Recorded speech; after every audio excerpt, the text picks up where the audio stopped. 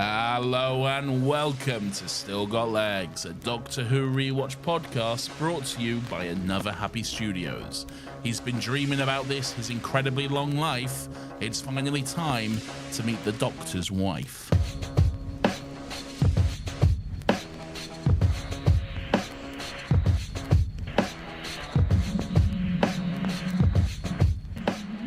That's how you fucking rhyme. Hello, everyone. Welcome to Still Got Legs, a Doctor Who Rewatch podcast. My name is Nathan. As always, I am joined by my wonderful companion, Lawrence, as we go on this wonderful journey through time and space and rewatch all of Doctor Who's wonderful, weird, and wacky adventures. Lawrence, how are you doing today? I'm good. Do you know what? Fair enough. I'll hold my hands up. That was a good intro. I was going to call you out for the rhyming, but then you even beat me to that. So I really have no leg to stand on here. I'll be honest. You never have any legs to stand on anyway. Nathan, right? I think you'll find legs. I still got legs. You do not have them. You can't even beat me to that pun, Lawrence. No! God damn, this man is too hot for your antics. It is so Jova for you this week. It is. So it's Jova for Joe. Did you see that debate? I'm not watching that fucking debate, man. I'm already drowning in enough fucking political fucking anxiety as it is. All right? It's like watching the world's biggest moron taking his grandpa out for like a walk in the park. But also that moron is also like fucking 80 years old and an idiot as well. Yeah, and what I'll say is he can't string a sentence much better. But, like, one of them's clearly the better person and man. It's just unfortunate that man is also 10 times more frail than the other one. They should just, like, fucking, like, I don't know, like fucking Carly Rae Jepsen be president or something, you know? Why her? Why not? Why Joe Biden? Why Trump? All right? I think Carly Rae Jepsen would do a better job than either of those blokes. I mean, to be fair, when you said Joe Biden, I was like, well, there is a long political history of, you know, a long political career there. But when you said Trump, I'm like, yeah, no, fair enough. He was probably as qualified as Carly Rae Jepsen to be president. Why not? And also, Biden's fucking senile, all right? Biden yeah, doesn't so know what fucking day it is, all right? The whole thing is just fucked. Let me do it. I'll do it. But then he did like a I watched like a 30-second snippet of it. He came off after the debate, which he like, even like most Democrats were like, dude's too old. He looks bad. Yeah. And he came off, escorted by Jill. Oh yeah, Big Jill. Yeah, Big Jill. Yeah. Big up, represent. But then he went and did a speech and apparently fucking knocked it out of the park. Like, came across like 20 years younger than he did 5 minutes prior. Yeah, they probably like gave him a fucking upper or something. They probably gave him like a fucking bump of cocaine or some shit, you know? Just stuck him. He got off stage, just stuck him with adrenaline and went, go on, go. That was fucking dire. We need to do some fucking damage control now. All right, man. I'm surprised you hadn't seen it. It's so bad. It was a very poor show from both of them, to be fair. I mean, one's always a poor show, but the fucking debates here are bad enough, man. I'm not subjecting myself to that fucking shit. It's awful. I hate watching it. It's just fucking dickheads not giving answers. That's all it is. So fucking, what are you going to do about the NHS fucking waiting list? Well, that's a really interesting question. And you know, my party has really struggled for a long time to come to... Fuck off! Answer the fucking question, you prick. Fucking hate you all. This saga has unfolded on the podcast when Labour kept canvassing me and knocking on my door a couple of times. Labour can fuck off as well. Yeah, they can, and they really can this week. They every single day. I'm not joking. For the better part of a week, they have put something through my letterbox, and one of them, the most recent one, was him pointing and doing the Keir Starmer needs you, and I was just like, will you fuck off with this shit? Fuck off, Keir Starmer. I father was a tool maker. Fuck off, you prick. Get some more interesting stories. Make them up. Fucking boring slice of lettuce. What a fucking He is, isn't prick. he? He is. Just an absolute charisma vacuum, that man. He's a glass of room temperature water, is what he is. He's a glass of room temperature water that's been sitting in the sun for like an hour or so, you know? That I've pissed in a week ago. That I've pissed in. And he's full of shit. Yeah. And Nathan was also sick in it. Yeah. You see Keir Starmer's like, I will meet with J.K. Rowling. Why? This annoyed the shit. She's a fucking lost cause. Just fucking let her live in her castle and just fucking tweet shit out and just fucking ignore her, man. Yeah. Someone should do that thing where they like unplug her internet so she's just tweeting but it's going to no one. And so it's just her in her castle getting cross. I don't understand that. Why do like she's just a public citizen. Why does she have any say or sway in what happens? because people, unfortunately, fucking look up to and follow her. I'm like, we like J.K. Rowling. And I'm like, well, die. Yeah, fair enough. Yeah. Die, then.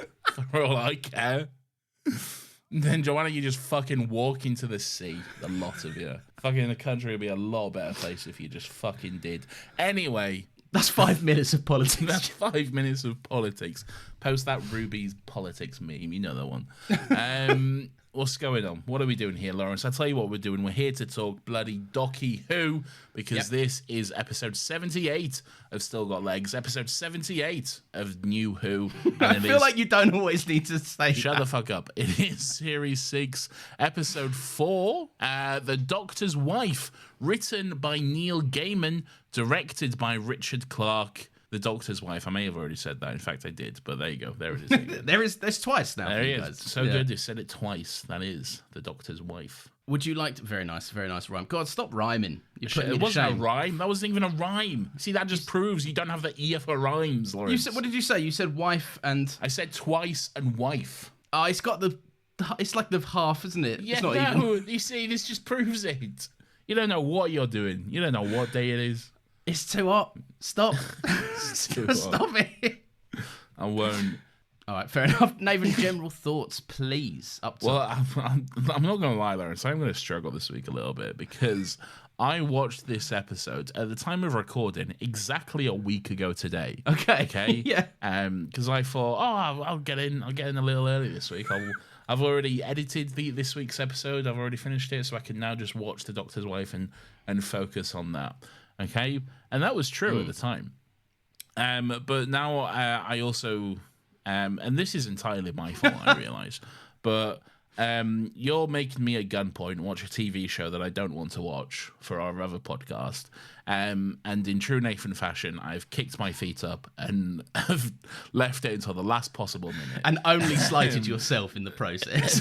Yes, and only ruined my own fucking time in the process. So unfortunately, I've not had time to watch The Doctor's Wife again, or do my notes or anything. So I'm a little underprepared for this one, but I have a good memory of this episode. So we'll see how. And I only watched it a week ago. It's not like I'm coming off watching it like fucking 6 years. Yeah, but the trouble with these is we get mad at each other if we don't break down every single plot development. Well, luckily, Lawrence, the good thing is I have a hard drive with every single episode of Doctor Who on it, so I can pull up the tape at any moment. Okay. All right, but you can still tell me general thoughts. You remember enough your opinion, I'm sure. Well, it's The Doctor's Wife, Lawrence. Everyone knows this one. Everyone remembers it. I do think it's quite funny how, I don't know if you've read over the tweets and emails we've received. I've read the tweets. Almost every single one mentions how it's, mentions something that you could only mention having watched the most recent episode of Doctor Who. Yes. Really. Almost every single one mentions that, which is quite funny. I like this episode. I think it's a lot of fun. I think it's weird and kooky and interesting. I think it's got some great concepts, some fun designs and everything like this. And I think it's a good, fun time. I think I need some mashed potatoes. Okay, very nice. We're back. The certified bangers are back. It was Jova for a week there in Pirate Town, okay? But we are back once again, all right? Get me some fucking gravy. Get me some mashed potatoes. Yeah. I'm ready for my bangers and mash. It's like that meme, isn't it? Like, we're on a winning streak. Not you. We're on a winning streak. Is that me? I'm enjoying it at the moment. The Acolyte, that's another show I'm watching at the moment. That's a conversation from about 10 minutes ago and completely unrelated to what we're talking about. And I don't think recorded. No, and I don't think recorded either, but that as well. Hot Sith guy with arms. When he was revealed to be a Sith, did he go, "Oh, dip"? Is that what he says in The Good Place? Yeah, he says that. I haven't watched The Good Place in a while. I can't remember. No. This is the perfect excuse. You can try and do a crossover. No, I have too much to watch. We've been over this. I got so much. All right, a certified banging you with the Creed. I would be inclined to agree. There's a rhyme for you there. No, it's a good one, right? It mash it. No, decreed and agreed. I see you putting. I didn't say anything. I didn't say anything. I was just doing the maths in my head. Okay. Okay. All right. Fine. Your maths looked very much like doubt. Well, it was for a second there, but okay. no, I think decree and agree does rhyme. You're fair. Thank you very much. I'm so back. Anyway, yeah, no, I think it's good. It's a really great concept. It's like it mixes tones really well. It gets like a bit spooky for a second, but it's also like one of the funnier episodes in recent memory. Like there's a good amount of laughs, and it's very charming, and it's a concept I feel like we should have got around to sooner. I can't believe it's taken till series 6 of New Who for this to happen. Can you not? Is this an obvious idea? To not how it's presented here, but for two entities to have a conversation. Yes. Not necessarily all of this stuff. But how would the entities have a conversation? Do anything, don't it? Like, they've just a little speaker.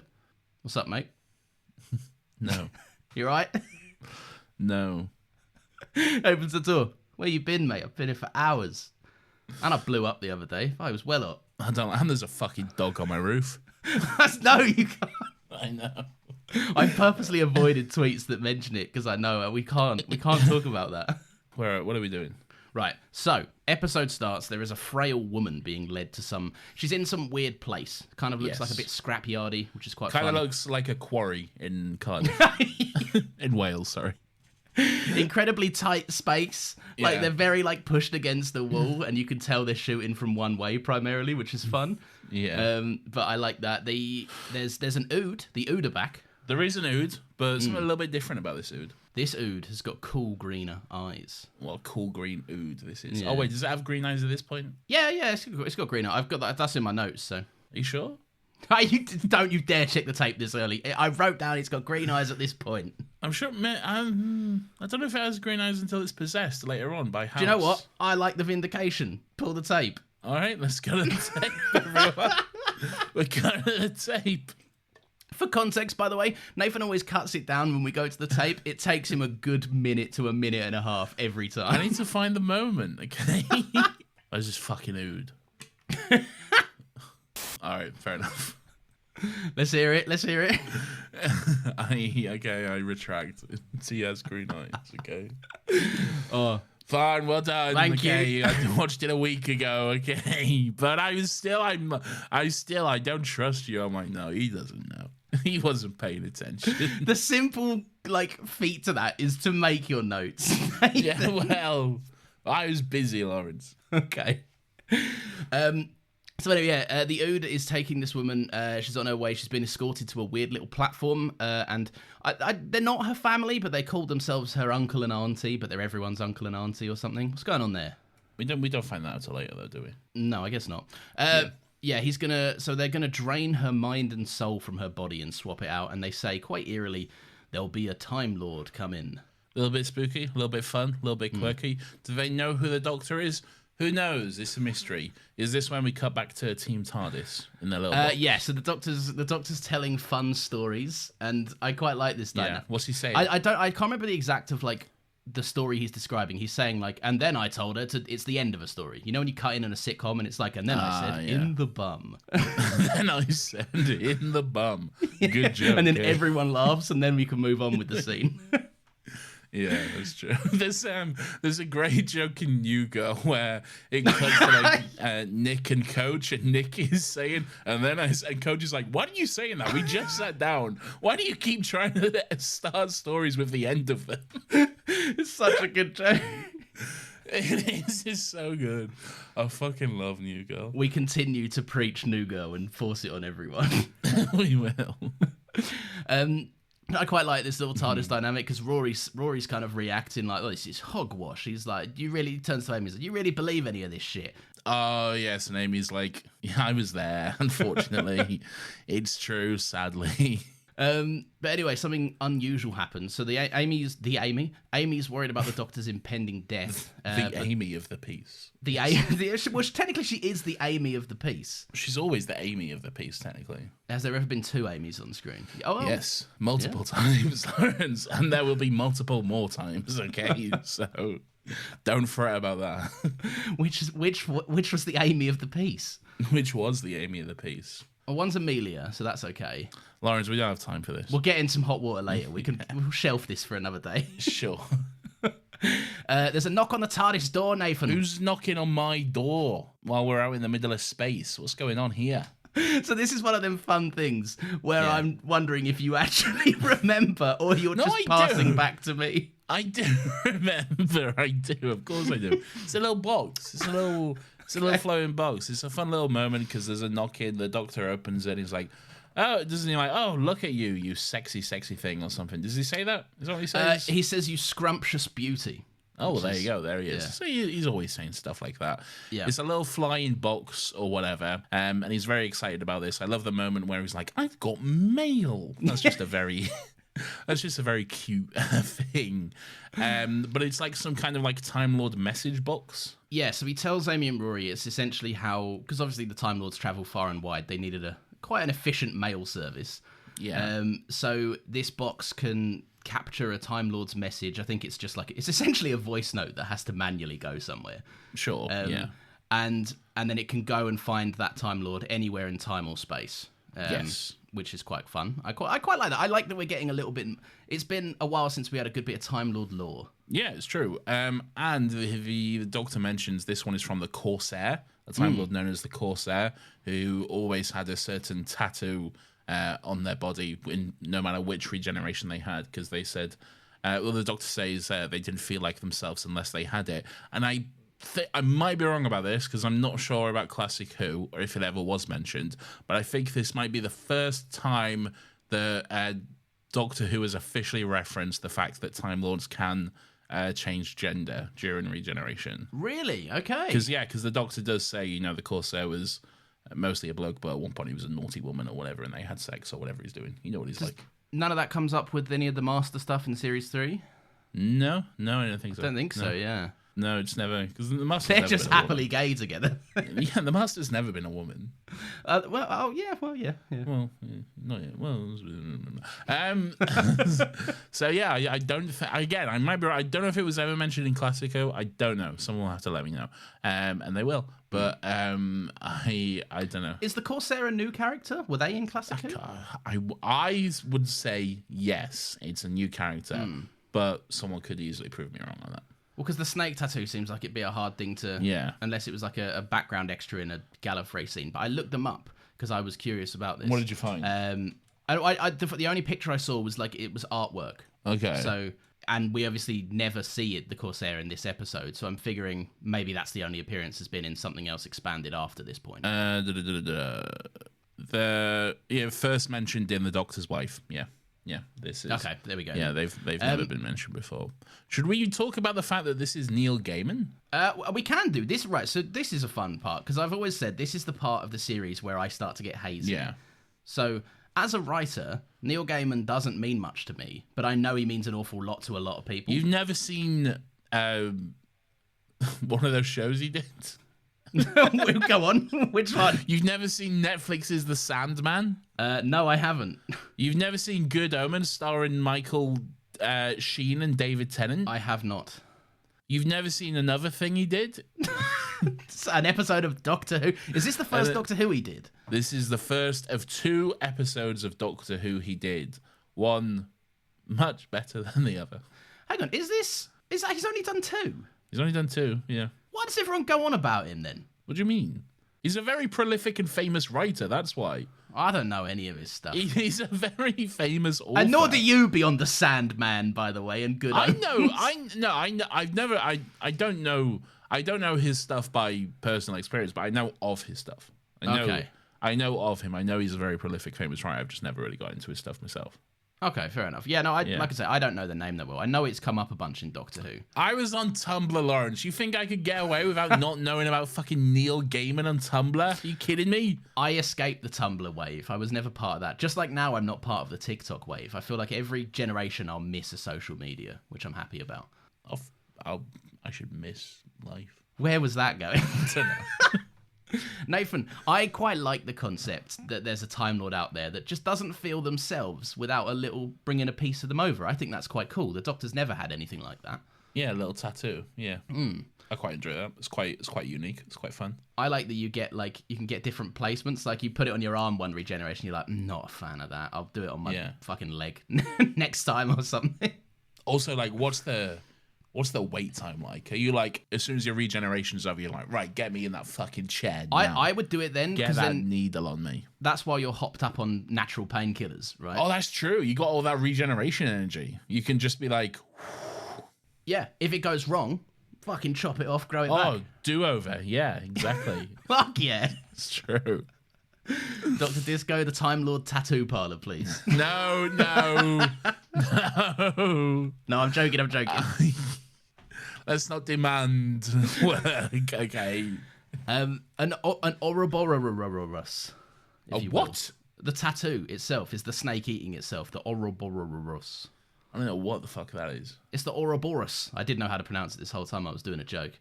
What's the Ouroboros? I have no idea beyond it being that picture of a snake eating its own tail. It's like the eternal life situation, which is quite relevant for a Time Lord, I think. Okay. I just think it's cool. Also, fun lore on the Time Lord tattoo parlor. The snake is eating itself, similar to how the Time Lord could cut their limb off and eat it. No, not eat it. I don't think that's similar at all. I think what's happened here is I know what an Ouroboros is, and now I'm trying to pretend I know more about an Ouroboros. Yeah. While simultaneously revealing you actually know very little about an Ouroboros. What? You say Ouroboros, I'm thinking of Aurora Borealis. What's that then? That's the fucking Northern Lights, you dead shit. Stop calling me a dead shit. It's the Northern Lights, Aurora Borealis. All right, fucking. We can all say words. I don't know what that means. Steamed hams? No. Aurora Borealis. No, mother, it's just the Northern Lights. There's a song? That wasn't a song. What was that? That was Skinner just saying, no, mother, it's just the Northern Lights. Oh, what the fuck is going on? I thought you were doing like a country voice and you were going into something with a banjo. No, in that the was background. that was just Skinner. No, mother, it's just the Northern Lights. Okay. Ah, Principal Chalmers. I see you're here for another unforgettable luncheon. Stop with these impressions. You never seen Steamed Hams? No. Steamed Hams is amazing, man. I'm sorry, I haven't seen Steamed Hams. The Corsair was at once a bad gal, according to the Doctor. That's what I'm saying. That's what I said. No, I'm just saying. I think the Doctor's been there, been around. That's the block. why I said that. Did you say? Well, I thought you said that she'd just been a woman. No, and then this is proof you don't listen to me because I said and they had sex or whatever. Oh, okay, fair enough. I didn't hear you say they had sex, but they obviously did have sex. Well, there you go. Yeah. Barking? What? Enough to get you barking this early? No. I'm not barking this episode. We only bark for one woman. Yeah, I only barked for one queen. Okay. Wait, no, I think we barked over Amy once. Oh, yeah, that's true. Yeah. God damn it. And maybe Matt Smith's hair at some point. Anyway, it's by the by, who knows? And Rory's got his barking sometimes as well. Yeah, that's true. Well, there's some barking for Rory to come, I think. Yeah, well, we'll see. Anyway, so the Doctor's like, what's all this then? There's a thing. Let's go and track down where this cube came from or whatever. So paraphrasing a lot of this. There's a lot of stuff to get through. Okay. The TARDIS leaves the universe. That's where they have to go. That's quite an interesting concept. Does it? Yes. All right, sure. It goes to Wales. It goes to a quarry in Wales. It goes to, isn't it described as a bubble universe or something? Like outside of the main universe? Well, a bit later on, he describes it to Rory as like, we're like a bubble on the outside of a bubble. And Rory goes, oh, okay. And he goes, anyway, it's nothing like that. And then just breezes through it. I like when the Doctor does that. The same. It's good. It's fun. Yeah. For a second, I think we're going to get some help on this hosting this podcast, being like, oh, okay, that's how we can explain it quite quickly then to the listeners. Nope. Nope. Absolutely not. You dead shits. I do like that to get the TARDIS there, he has to burn down some of the rooms. Yes, yeah. Does he jettison the library or something? The library, the swimming pool, and there was talking over it, but I think he also said the squash court, which is fun. The swimming pool? You want to jettison that? Do you know how handy that comes in whenever River's jumping off her buildings? But he might have a trampoline room or something. Well, I wouldn't trust that. I wouldn't want to fall on a trampoline. Oh, yeah, because you could just bounce right up into the roof, couldn't you? And you get one of those electric shocks. You ever get an electric shock off a trampoline? Yeah, I thought you were maybe saying something a bit smarter about like the speed coming in from space or something. Well, yeah, but still, I don't want to get an electric shock. No, that's true. Yeah. So it makes your clothes like stick to you in weird ways? I don't know, Lawrence. Move on. I don't like it when you do that. You start a riff and then refuse to let me finish it. I want to get as much mileage per riff as possible. No, because I know when to end a riff. You don't. You carry on. All right, until fine. It's dead fine. in the ground. That's how I like my riffs. Anyway, so the TARDIS powers down once they land. The soul of the TARDIS, if you can believe it, has just vanished. Where's it gone? I'll tell you in a minute. Tell me now. Okay, I'll tell you right now. It is my next note. The woman from the opening, the frail woman being led around by the Ood, she opens her mouth and breathes deep and lets out the engine noise along with some trademark orange energy, which is always fun. Time Lord energy, is it? Something like that. Whenever they need to do a little... This is from Gallifrey. Yeah, some kind of Gallifrey and shit. Who cares? Yeah. They're always doing weird orange glows or whatever. Yeah, so the woman is a TARDIS. No, the TARDIS is a woman. The TARDIS is in a woman? Yes, but that's as much context as we get is that she just opens her mouth and it does the kind of thing. Yeah. Well, I mean, we can gather from context, though. So yeah, definitely. there is no soul in the TARDIS. She's dead or whatever, but she's now a woman. Yeah. So this is that scene where Rory's trying to make heads or tails of it. Is that titles? Oh, yeah, Sting. There you go. Right, everyone, we're back from the Sting. I'm bad at this. Should we start stinging when the episode stings? When you say stinging, what do you mean? Do you mean I mean just the sting.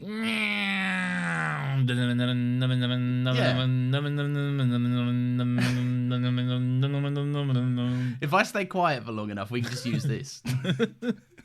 No, I don't think we should. Or maybe we should. It's time for another poll. No, anyway.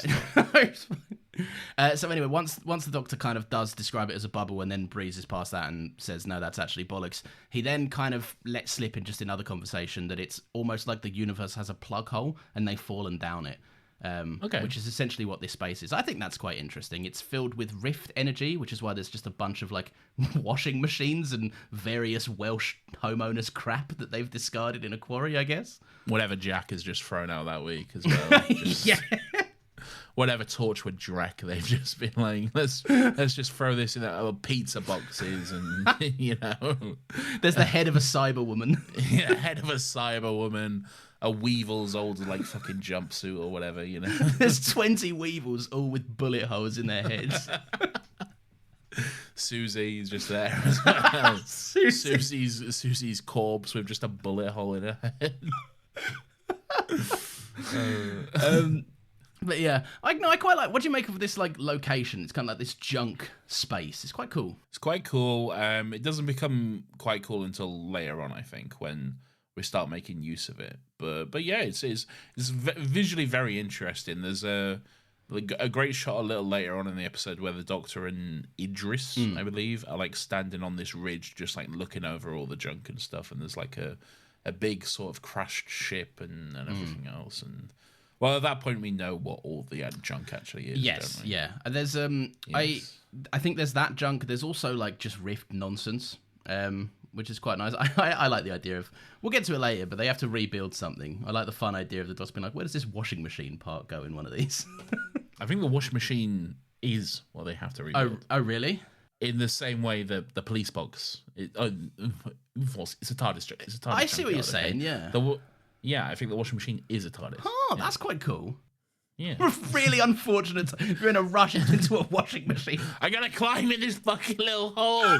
I get chased by the Daleks. So you're like, I gotta get in this little hole. At least they could never get in. Like, unless they like that's true. ejected themselves into it as a squid or whatever they are. Like, Yeah. That's quite. I didn't think about it like that. That's quite a cool perspective on it. That's because you're a dead shit, Lawrence. And speaking of dead shits, let's listen to some try to sell us some shit right now. All right, we're back. Hello, welcome back. Hello, everyone. Feel free to buy them or don't. It's up to you. No, wait and see if you would interject there. Normally, you're anti-capitalist. I've already said the dead shit thing. Okay.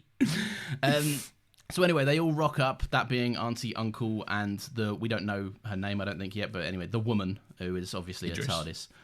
The woman of the piece. The woman of the piece, if you can believe it. And the woman, I like this. She immediately calls the Doctor a thief and then gives him a big kiss. Yeah, she does.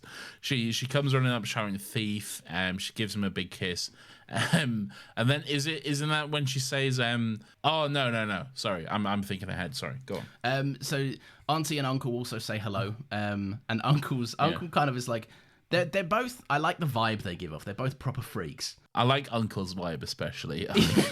There's a moment where he comes up to Matt Smith and he goes like, "Be careful of this one. She bites." Yeah. Who invited this guy to the function? Me, I did. I like his vibe. Okay, nice. I like his vibe. I want to have a drink with him. You bring him around. Everyone, this is Weird Space Uncle. This is Uncle. Everyone say hello. Hi, Uncle. I do like that, and then so he says, "Yeah, be careful." She bites, and she goes, "Do I?" And then just immediately lays into the doctor's neck. Yeah, this is what I wanted to say, because then she goes, she says, "I like biting. It's like kissing, only there's a winner." Yeah, it's quite fun. It's good writing. This it is it's like good, yeah. There's a lot of moments in this episode where I've made a comment on the writing because it is good. Maybe I should watch The Sandman on Netflix. Maybe you should. Maybe you'd love it. Maybe I Jenna Coleman plays the Keanu Reeves Constantine. There we go. Yep, cool. Yeah, Constantine. Joan Constantine in that universe, I think. Oh, she plays in. Oh, okay. Yeah, because that's that whole universe thing, isn't it? Yeah, it's like Constantine and his mates or something. Yeah, I don't know. Some weird DC magic shit. I don't know. Who knows? What do you think of the? So we can now, I guess, now that we've seen it a bit more in action and not just making engine noises, what do you think of the performance of the TARDIS as a woman? I have a very specific note on this. Okay. Okay. And this is clear. It is so fucking clear to me when Neil Gaiman was writing this. In his head, it was like Helena Bonham Carter. Oh, that's very true. Now that you've said it, doesn't this role just fucking scream Helena Bonham Carter? Okay. Yeah, like, that's true. That is especially of this era as well. Okay, like this is Helena Bonham Carter. It's a bit of a dead shit now, but like she was born to play this role, I think. Okay, and I don't think they could get her at the time because, Stocky Who or whatever. But I think clearly they wanted Helena for this role. I never really considered that, but now that you're saying it, that is very accurate. Yeah, that. It's the whole kind of prancing around, being exaggerated but also kind of like soft spoken. She's got a bit of a posho voice on, which I quite like. That feels very in keeping with like the Time Lord old worldy Gallifrey vibe of it all.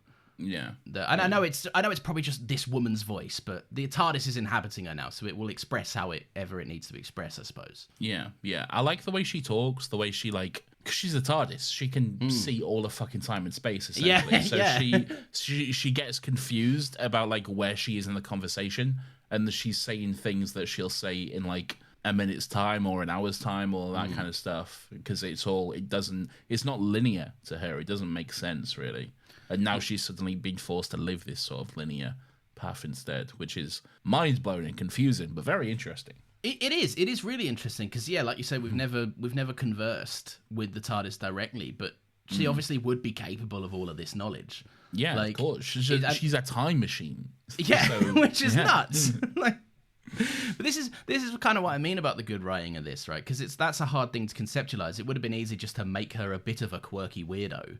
Yeah. And like call it a day, but they go that extra step, which lands it in a great bit of realism. She said, it's quite a plot point. She says the little boxes will make you angry to the Doctor. Yeah. And then that's obviously a bit of foreshadowing, but I like how they sweep it away by just being like, and also you have a fucking enormous chin, by the way. Look at your chin. It's good stuff. I like it. They did it. They did. Have they already done this to Matt Smith a few times, but they'll keep doing it. They'll keep getting these jabs in. Poor Matt Smith. Nah, he's fine. He's doing all right. He's riding that dragon. That's true. He is doing that. Has he still got his long blonde hair? How's it going for him? Yeah, he has his long blonde hair. He's committing war crimes on a weekly basis. So okay, good. It's good. What I really like is that there's a line delivery that really cracks me up. The TARDIS goes like, How do you stop? How do you turn this up? And she just basically hits the off switch and just falls over flat into her face. And Uncle, who like everyone's like, oh my god, is she all right? And then underneath you hear Uncle going, she's dead now, shame. It's really good. Yeah, it's very funny. Isn't he like, oh, so sad, she's dead. It makes perfect sense because what you find out about them later, but like it is funny. It's really funny. It's very good. What happens next, Lawrence? Tell me more, to quote Grease, Danny Zuko. I will. The Ood arrives and gets fixed by the Doctor. The Ood can't speak because its orb thing is broken. Its brain orb is broken. It's translator. That's like Amy and Rory's reaction to it. They're like, ugh, what the fuck is that? And the Doctor's like, oh, the Ood, love an Ood. Oh, he's having fun. I do like that the most, like, that the Ood, I like, do you know what? I just like in this universe that there's friendly aliens that pop up from time to time. The Ood are always cool. The Ood are always cool. They should pop up more. Yeah, and like sometimes they're not cool, so they can still be creepy, but they're always not themselves when they're not cool. Yes, I was just going to say, they're never not cool. It's just that they're poor blokes are just vulnerable to possession or whatever. Yeah, it seems to happen to them a lot, doesn't it? Yeah, they can be very easily possessed. Their eyes will go red or green or purple or whatever, and then shit's up. So I respect that branding. I respect it that we always know if an Ood is up to no good, or at least something unusual. There's shenanigans afoot. Yeah, un-oodly, as they say. Unoodly behaviour, sir. How dare you? Sir, your behaviour is exhibiting unoodly traits right now, please. If you might calm down. The greatest insult you can give. Why, that is unoodly behaviour, good sir, and I will not stand for it. I say good day. I don't know why I'm imagining just a courtly southern gentleman. See, I've taken it the other way. I'm Pro got caught acting unoodly in the crib. Oh no! See, I'm thinking of it as like ungentlemanly, but I see. Good sir. Why do you behave more oodly? Yeah, exactly. That's exactly what.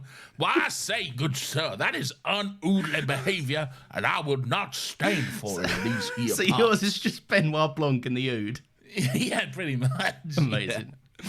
We got to start getting through some of this.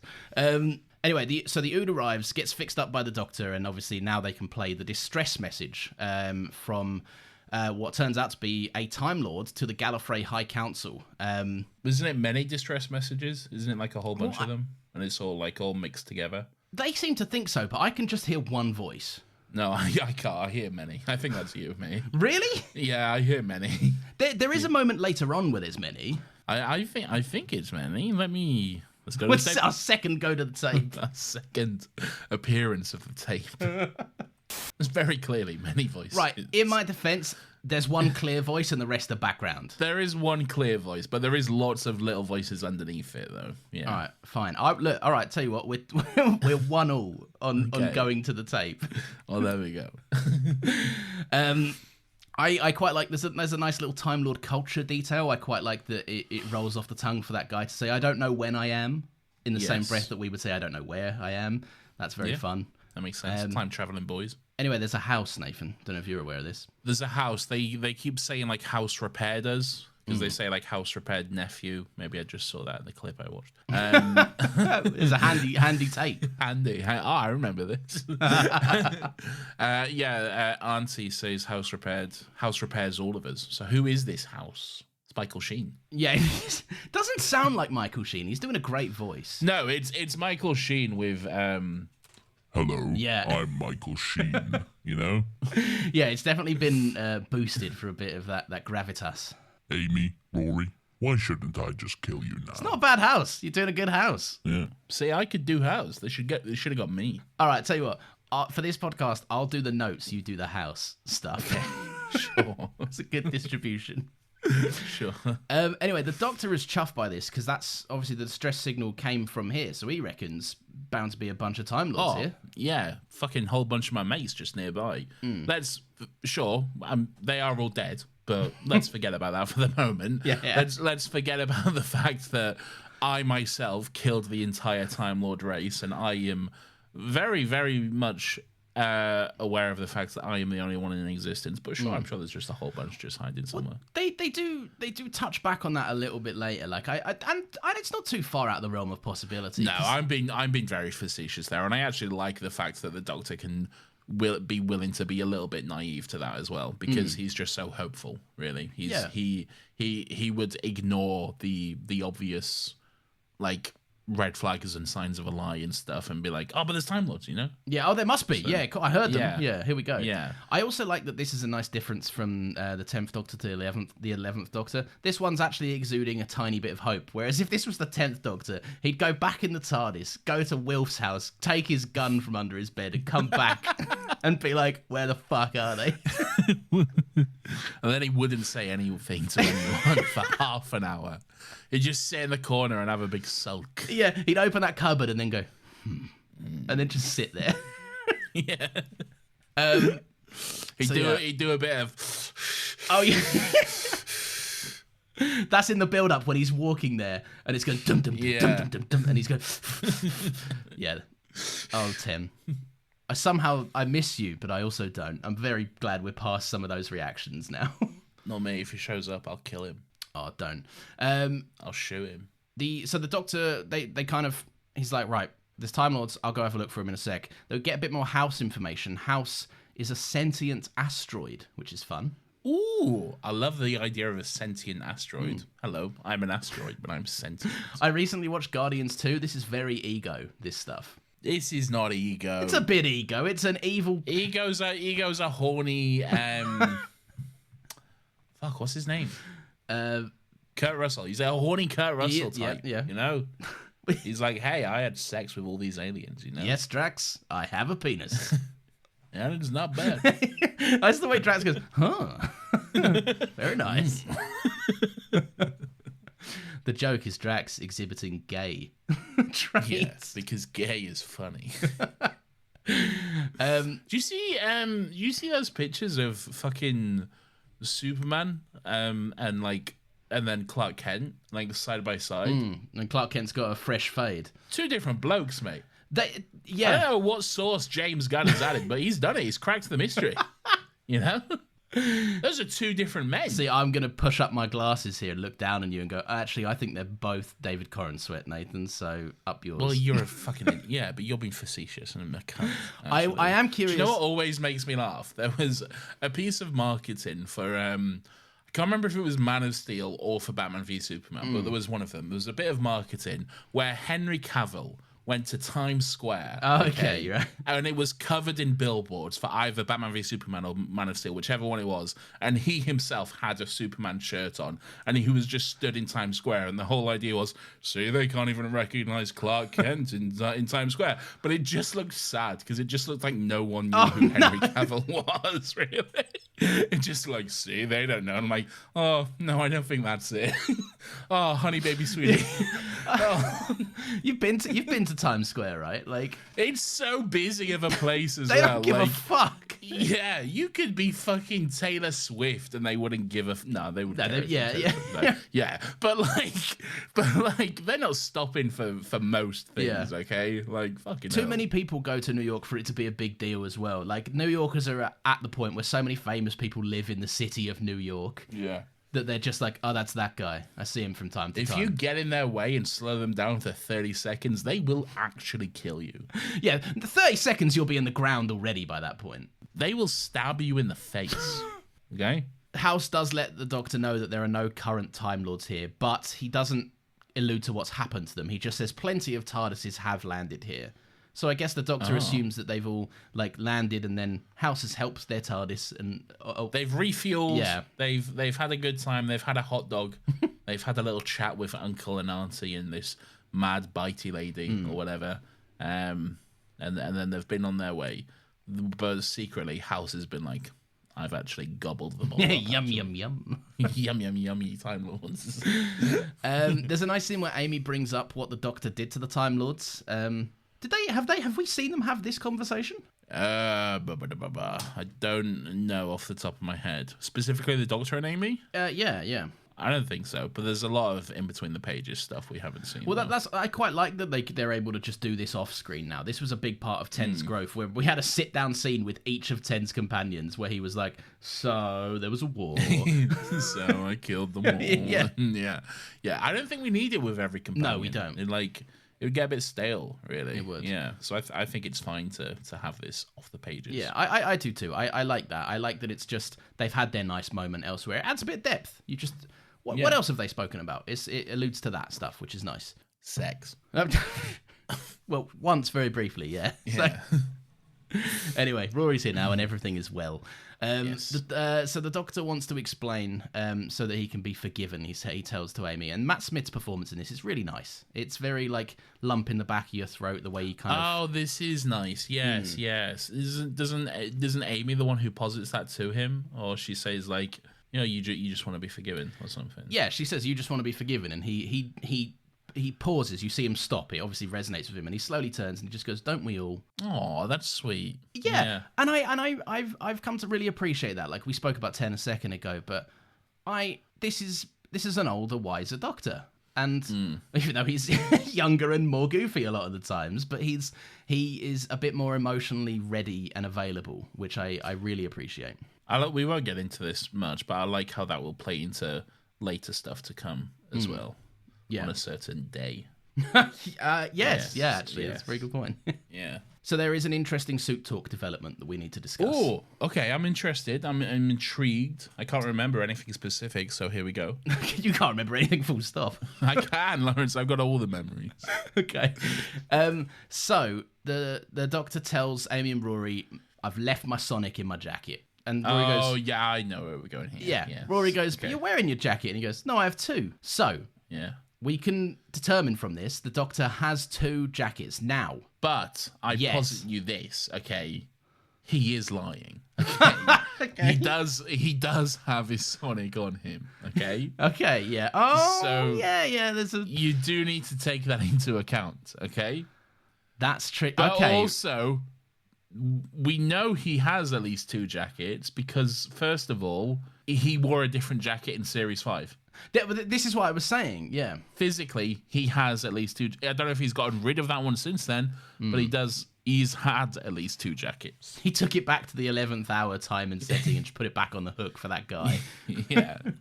That was going to be my question, but it's interesting you bring that up because, yeah, we now have an unreliable foundation for this information. It's true. So it's tough to say. Does he have two of the season 6 jacket, or is he referring to his season 5 jacket and they're acknowledging it? I think he has multiple of every. I think his wardrobe. I know we haven't seen it since that awful scene in the Christmas Invasion, but That scene that's definitely not just a CGI extension of the TARDIS. Yeah, they definitely didn't just bring in a rack of clothes into the console room and then just fucking composite out the rest. I think the Doctor's wardrobe looks like a fucking cartoon character's wardrobe. You know, like Bart Simpson's wardrobe when it's just like a whole series of orange shirts and blue shorts all lined up in a row. You know, I do, yeah. And then TJ from Recess has got like 8 of the same hat or something. Yeah, exactly. This is what I'll wear on Monday. All right, we're going to speed run through some of these now. Okay. Because we it's getting on a bit. Amy warns the Doctor not to get emotional because he makes mistakes when he's emotional, which is a nice moment. I think that's quite nice. True. Yeah. Yeah, he does do that, so that's nice. I like that. And to kind of go along with that, Amy tells Rory, "Hey, go with the Doctor, look after him." And then And then the Amy Doctor immediately says to Rory, "Hey, go along with Amy. Go look after her." Yeah, I like that Rory just kind of stands there for a minute, like the dog in between two parents going different ways. Yeah. But then he's kind of just goes like, I'm just gonna go with my wife. Why would I not go with my wife? I like that. I like when they do get back to the TARDIS, Amy says to him, like, "What are you doing? I told you to go to the Doctor." And he went, "Yeah, but he's fine. He can handle it." And she says to him, no. He says, "He's a Time Lord. He can handle it." And Amy says, "That's just what they're called. Doesn't mean he actually knows what he's doing." Yeah. Which is very true. I think. It's true, but I'd be more on Rory's side here. I feel like he can get you out of a tough spot if he needs to. Yeah, but still. I am with Amy though. He doesn't know what he's doing most of the time. Well, I think it's more that Rose and 9 and Donna and 10, right? There's this element of like Amy seeing it from the perspective of like, no, he needs someone with him for when he wants to make dumb choices. I think that's more where she's coming at it from. This is, I said we were going to speedrun these, but we kind of can't. There's quite a lot of important stuff. So Amy and Rory go into the TARDIS, and it gets, we see from the exterior, it does a little bit of a green gas, an ominous green spooky gas. And it all starts going green on the inside as well, doesn't it? Yeah, which is a bit spoopy, but that's okay. We'll get back to that in a minute. Also, doesn't the Doctor lock it as well? They're Yes. like, "Hey, we're in the TARDIS. Where's your Sonic?" And he's like, "Oh yeah, I don't know, mate." While he's holding the Sonic, and then just locks the TARDIS from there. I do. Yeah. I like that he sent them off. He says later, sorry, Time Lord stuff, and Yeah. like, and I get it. This is personal stuff. You know, when like you can have someone you share everything with, but there are some parts of you that are just like, this is for me. I need to do this by myself. My bum. Yep. Fair enough. That's just for me. That's just for me. That's just for me. Not if you land here, get chopped off. Someone else have your That's true. Yeah, House would take it. Repurpose your bum. No, it's my bum.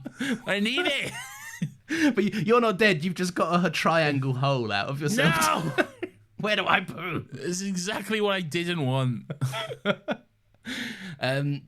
So the Doctor ends up finding the mailbox. There's a fun detail here. The male box. Oh. Yeah. I thought you meant like male as in like male female. No, it's whether no. I was It's like, whether why are you putting genders on these boxes, Lawrence? Sorry, I can't be stopped.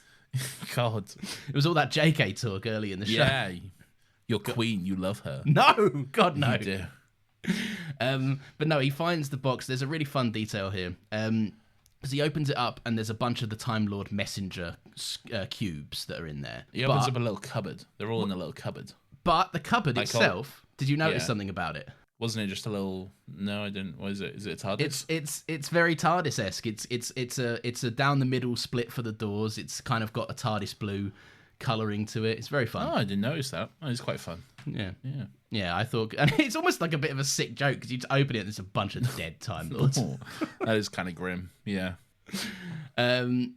So yeah, this is So all the Time Lords are dead then, basically. So the Doctor realizes he's been lied to. Yes. All the warning signal, all the messages and everything there from Time Lords who came here long, long ago, but in mysterious circumstances, in sinister house-related circumstances, have all perished. yeah. Basically, that's what's going on, and I like. And he gets a wee bit angry. Does our little madman with a box without a box? Always good when he Yeah. gets angry because you know weird line deliveries are coming. You know weird line deliveries are coming. You know you're about to get some absolutely fucking banger lines from the Doctor. One of my favorites is, I think it's this one. You just gave me hope and took it away. That's enough to make anyone dangerous. Lord knows what it'll do to me. Oh, cooking. That is good. Gives you chills. It does. I love like those it. moments. Matt Smith is so good at like it's because like 90% of the time he's like, hey, what are we doing? Fish fingers custard. My hair's funny. Look at me, I'm a madman. Yeah. And then he's got like 10% where he's like, I will fucking kill you. Yeah. Okay. And And I can fucking kill you. Okay. I like that he seems more emotionally measured a lot of the time because like when 10 got cross, he did a lot of shouting. Even when 9 got cross, he did a lot of raising his voice. Yeah. Matt goes quiet. 11 has that quiet rage about him, which Yeah. is somehow scarier than the big shouty man being like blah, blah, blah, blah, blah. One of my all-time, we haven't got there yet, so I won't go on about it for long, but like one of my all-time favorite Matt line deliveries, I won't even repeat the line, but there's in an episode coming up, he almost is quivering and laughs at how much he surprise himself. It's a very good moment. I enjoy it. Yeah, I'm I love how you excited know to as go. well. I know the moment. Yeah. I know the moment. I know them all. I'm like the TARDIS, but with Doctor Who scenes. Right? Wow, They're okay. all in my brain, Lawrence. I'm jumping up. I'm pulling them out at random. You know. Very nice. So he goes anyway. So all these messages are from Time Lords and this is the great line delivery in this particular sequence. He goes, all these messages are from Time Lords long dead, and he really stretches that out. That's good. I like the moment where he's talking to Auntie and Uncle about it, and then like this is the moment where like we there's been little hints of it because there's been like little scenes where like Auntie will go to grab something and then Doctor will look at her own and like, oh, the fuck's that? That was a bit weird, you know. But like it wasn't really as touched upon. Yeah. But they're patchwork people essentially. They're all Frankensteins. They're like they've been Frankenstein together by like just parts of long dead Time Lords and people essentially. And there's we're talking about line deliveries and great line delivery. The one that has always I love it so much, and it's always made me laugh. But it's not like in a haha, that's dumb and funny. It's just great. I don't know why, but it's just great. It's just and how's your dancing? Yeah, because you've got 2 left feet, and the little jig he does with it at the same time. it's a good line delivery, but the L ultimately still falls to the Doctor because those are both 2 right feet. Brutal. I'm just saying. I've worked it out. I sat there for a second and went, I might be wrong. I've got to make sure I'm right for this. I gotta go. This is important stuff. I know a third tape. a third look at the tape. Oh, wait. I gotta get my head around this. Wait, which one's my? You're looking at them as a viewer, turning left. And the big one is on the right. They are left feet. They're not. If you're looking at them, no. I'm looking at them now, and the way I'm looking at them, the big toe is on the left. Okay, and if you look at your feet now, which on your left foot, where is your big toe situated? Okay, yeah. So there you go. They're 2 left feet. I think they're right feet. That's just me.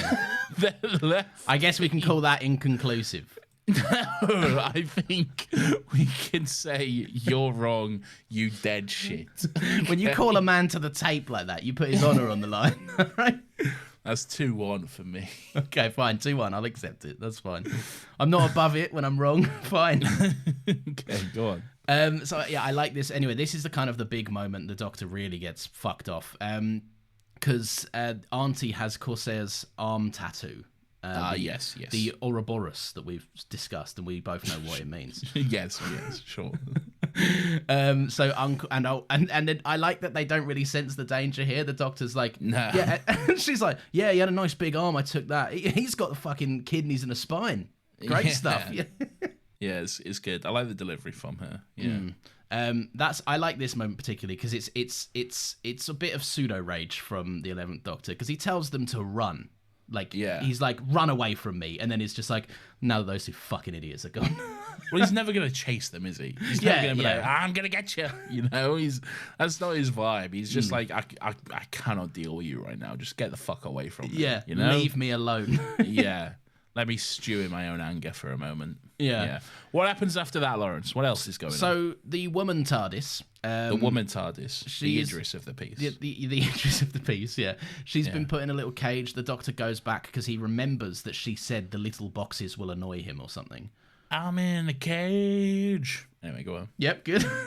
That's what she says. The little boxes will make you angry, is what she said. No, I think she says they'll mildly frustrate you or something to that. And there's this moment which is always like... There's this moment which has always like stood out to me, but she's just like doing like weird voices and stuff to herself, and she's just saying weird things, and she's saying parts of a conversation she'll have in like 10 minutes time or whatever. You're like a 9-year-old trying to rehabilitate a motorbike in his blah, blah, blah, blah, and all this sort of stuff. But there's one moment where she does some like American automated system voice or something. Yeah, do you know what I'm talking about? Where she's like, I have to bring it up because it's always like, what is that? What are you even saying? You can bring it up, but this doesn't go to anyone's tape counter. No, it doesn't go to a tape. This is just between friends. See? Oh, yeah. Anyway, that was actually a little bit earlier on in the episode, but who cares? Okay, well, that's fine. Well, then maybe it strikes against you on the tape and I get an extra point. Lauren, shut the fuck up. Right, what I like about this kind of scene is most people won't realise this, but when people watch it, they're normally watching it for enjoyment. And we do that too, but we also try and have to write down stuff that happens to report back. Lawrence, I'm not watching this for enjoyment. I'm watching this to win, all right? Okay, I'm watching this to beat you, okay? That's why I'm watching. You're looking for ways you can trip me up with the tape. Yeah, Lawrence won't know this, I say, as I watch Doctor Who. But no, this is an incredibly difficult scene to write notes from unless you go word for word, because it's a man that usually blabbles about nonsense in the Doctor, now speaking only and like to only another woman who is the TARDIS, who is speaking in different tenses and also babbling nonsense. Is this where he finds out she is the TARDIS? Yes. Yes, okay, yeah. And then he lets her out. It's really nice that he lets her out after he finds out that she's the TARDIS. Well, I like that because she says, we've now reached the point of the conversation where you open the gate. Because she knows that, because she's a TARDIS. She sees all time and space. So, and then he's like, fuck, I better. You know? Yeah, I mean, that's fair. You don't want to fuck around with that. It's a fixed point, Nathan, or whatever Exactly. those mean anymore. You don't want to create a paradox. Oh, God, Paradox. Yeah. I like this because this really is, now we can kind of take the gloves off and get into it a little bit, right? She says she's almost offended by the notion that the Doctor stole her, and it's more like, what makes you think I was ever going to be taking you back to Gallifrey? Yeah. Like, that's a great scene of just like, I love the concept of this TARDIS being like, She says she stole him. yeah, which is just lovely, as much right? as he stole her. Yeah. Yeah, Yeah. it's very lovely. It's very sweet. Doesn't quite line up with lots Get of over other it. stuff. I know, but and that's not even this episode's fault. That's more stuff later on. But it's always going back and forth, but whatever. Who cares? She also says that people are bigger on the inside too, which is quite fun. Yeah. I don't really know what that's. Maybe I'm media illiterate, but like, I guess it's just like, I think it's more like there's human emotions are very complicated. yeah, I think I thought so too. Because she's always been a box, basically. She's always been a weird fucking time traveling box. Now she's in this body. There's suddenly like raw feelings and emotions which she's never really had to experience and deal with before. And I think that's basically what it's saying. Do you not think she gets those emotions as a box? Maybe not so viscerally, but Not so intensely. I don't think like I do think the TARDIS is alive, but I don't think it's like I'm sad and I'm angry and you know, Yeah. it's a little bit more. It's alive in the same way like a fucking C-3PO is alive, you know? okay, yeah. Oh, okay, yeah, I like Well, that. maybe that's not a good example because that guy is fucking anxious as fuck, mate. Oh, yeah. The panic So attack I don't know. droid. Yeah, I don't know. But I feel like it's not quite as human as this. Yeah, they're not so intensely felt. It's more Yeah. that wound me up because the TARDIS only you ever really see a personality come out from the TARDIS when the Doctor pisses the TARDIS off. Yeah, yeah. Or when she hates Clara. Oh, does she do that a lot then? Yeah, she doesn't like Clara at first. Yeah, That's fun. I like. they have to learn. They have to learn to get along. Yeah, She does say, I don't know if it's here, but we might skip over it a bit later, but the TARDIS does say that the Doctor keeps bringing home strays. yeah, he does. She does. Yeah, I like that. So in this scene, they figure out what House is up to. They figure out, because the Doctor's already kind of seen the two, thrown together people and has kind of gathered, oh, House did this. So the Doctor knows that he's essentially sent Amy and Rory back to the TARDIS, locked them in it. Is this the moment where Auntie and Uncle are coming? It's like, right, time for us to pop off, lovely. and they're just like, and he's like, what's going on? Well, we're about to die. And Uncle's like, I'm against it. I don't want to die. And then they're just like, well, it's your fault, isn't it? Yeah, you told House there's no more TARDISes, and then they just like drop dead, which is very funny. And then Uncle, he goes like, Uncle's, well, Auntie dies first, and then Uncle's like, actually, I feel fine, and gets up and then just dies. I love the way that the Doctor goes, you can't just die! Yeah, Like, because they decided to die. they just drop dead on the spot, which is very funny. He tries to warn Amy and Rory, like, hey, the House is planning on eating you. Maybe get out the TARDIS. And Amy's like, oh, no, you locked the door, bro. And anyway, the TARDIS dematerializes, which is scary. Yes, he goes off to was starting to fly to the regular universe. I Yeah. think. Which So is a we bit can spooky. eat more TARDISes. Brother, take the L. Does he know? Does blood know? The Doctor should have done that thing he did in Series 3 where he whips the Sonic out, puts it in extendo mode, and locks it between here and the last place or something. Yeah, he should have. Yeah, It would have saved Rory a long trip up a ladder, is what I'm saying. So we, as Doctor Who fans, I think we've been waiting. We've been chomping at the bit. We've been so excited Yeah. to see more of the TARDIS than just the console room. So Yeah. here we go, Lawrence. It's finally time. Amy and Rory run off up the stairs. I'm so excited to see what wondrous rooms and marvelous places in this wonderful mad machine we will see. Yeah. What do you mean it's just the same fucking corridor over and over again? What do you fucking mean? Look, I can sympathise with it because it's an impossible promise, isn't it? What a letdown. I know. Yeah, I mean, talk about an impossible promise. Fucking hell, I won't get too far ahead. But later on, there's an episode called Journey to the Center of the TARDIS. Oh, I know. Sure hope it's not just a whole bunch of fucking corridors again. That was an episode I remember tuning in for because I was like, look, whatever my relationship with Doctor Who is, I've got to watch Journey to the Center of the TARDIS. That sounds incredible. And I watched it and I was like, fuck We'll this. get there. It's not as bad as this, I will say. It does at least try to deliver on the promise a little bit, but There's some rooms there is some rooms. that There's weren't some shots of certain rooms. sets they hadn't scheduled for demolition yet. yeah, it's true. So yes, so they're running through corridors. Well, they're running through a corridor. Well, Over and over again. before all of that, just so we don't skip over it too much, there's this is like, why should I keep you alive? Why shouldn't I just kill Yeah, you now? and Rory goes, you're like my PE teacher, mate. You suck. You fucking big prick. But it's smart thinking on Rory's part to be like, you obviously needed those two, auntie and uncle, as entertainment because you're bored. And also, he doesn't have a physical body. Oh, yeah, true. So he does need them to do stuff. Otherwise, he do the maybe- voice and just be like, please. Yeah. Please press the button for me. Please. Very good. I'll be your friend. Please. So I like that. I like that they it is a bit of quick thinking. So yeah, right. Corridor upon corridor. We cut back to the TARDIS. But this is a strange one because they're now in the TARDIS, but we cut back to the TARDIS with the Doctor. Idris. No, but the TARDIS. Okay, but we for ease of sake, Okay, Idris. The TARDIS Idris. No, just call her Idris. Okay. Yeah. The TARDIS has a name when she's in woman form. Okay. All right. And it's Fine. Idris. Okay. All right. So Idris is sad, looking over at all of her fallen sisters. Yes, because they're looking out over a graveyard of TARDISes. TARDISes. I don't know what the plural of TARDISes is. Yeah. I like Tardai. Let's go with TARDI. Sounds a bit like tie-dye though. Yeah, it does really, doesn't it? Yeah. A funky, I'm not a fan. groovy TARDIS. No, I'm not a fan of it now that I think about it. Okay. Anyway, yes, the Doctor is sad that. No, Idris is sad that she's looking out over a graveyard of TARDISes, and the Doctor's like, I'm gonna fucking build me one of those, I reckon. I'm gonna fucking harvest their corpses and build one for myself.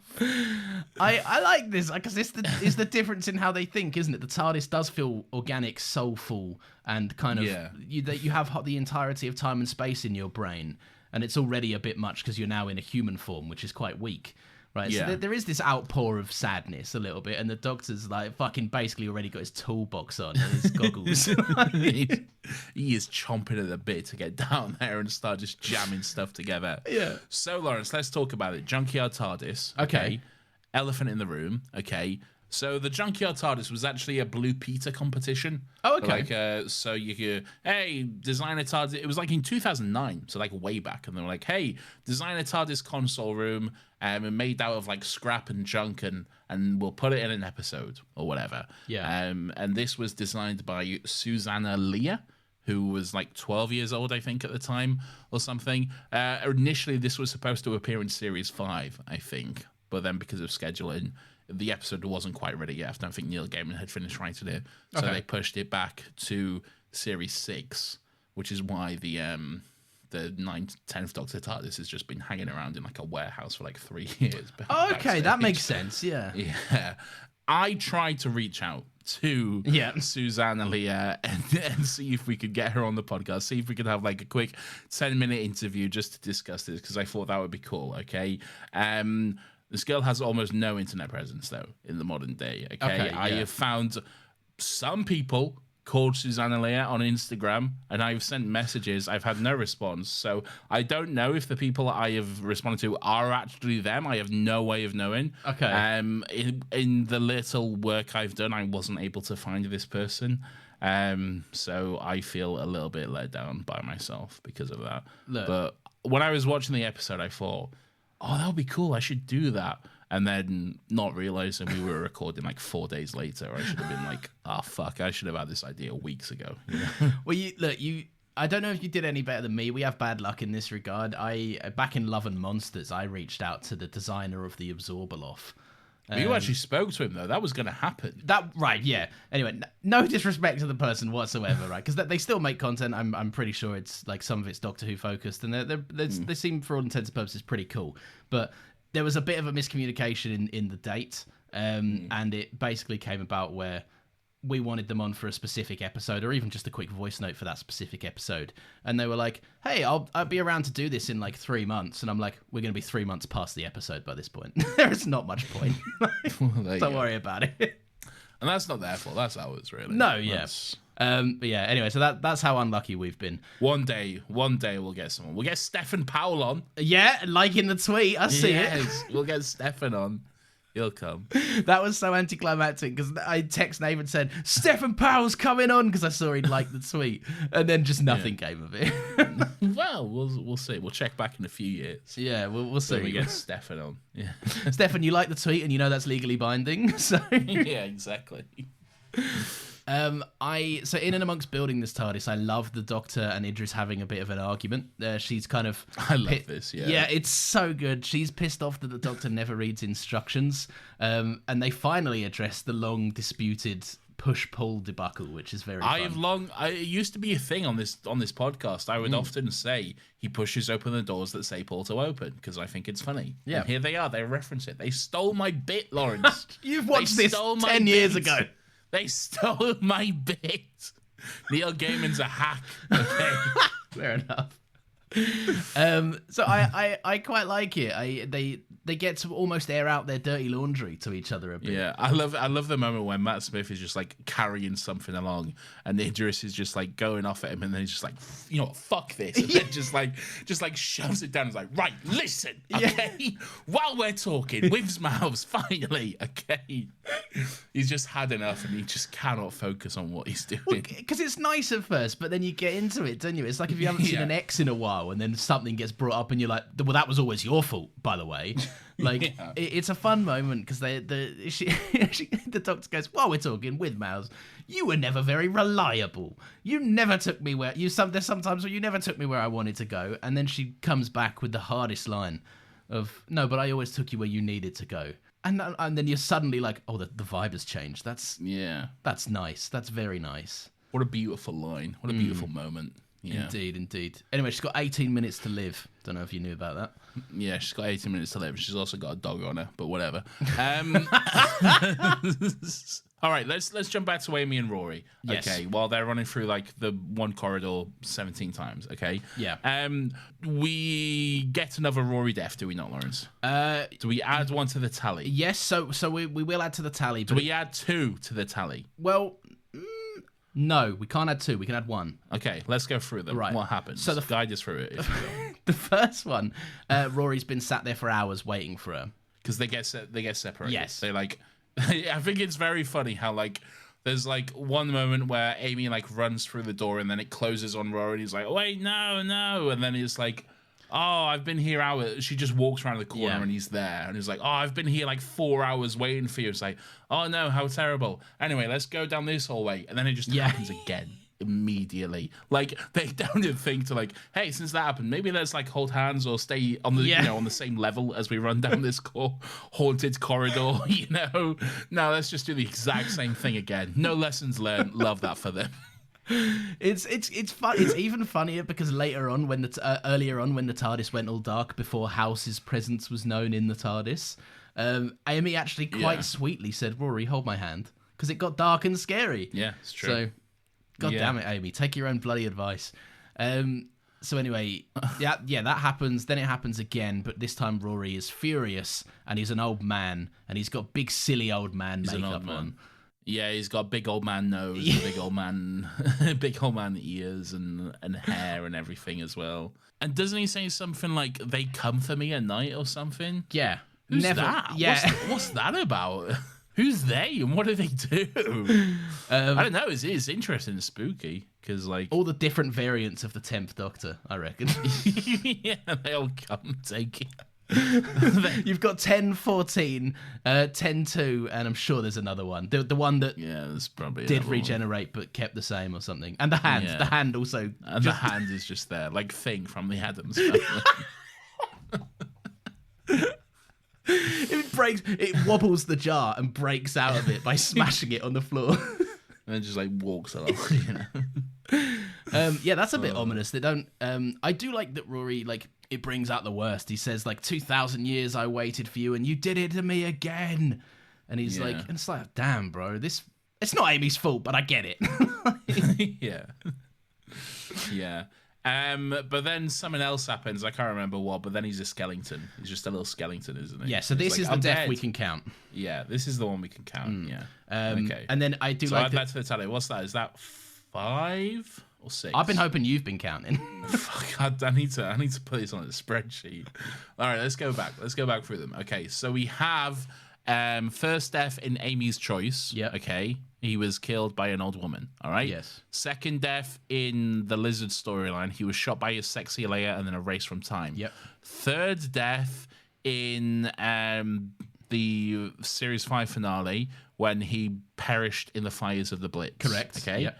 Fourth death in the opening of Series 6 when he was shot by Canton. Yep. Yep. Fifth death in the Curse of the Black Spot when he was thrown overboard, okay, and then drowned. And then sixth death also in the Curse of the Black Spot when he then died in the TARDIS while Amy was trying to revive him with CPR.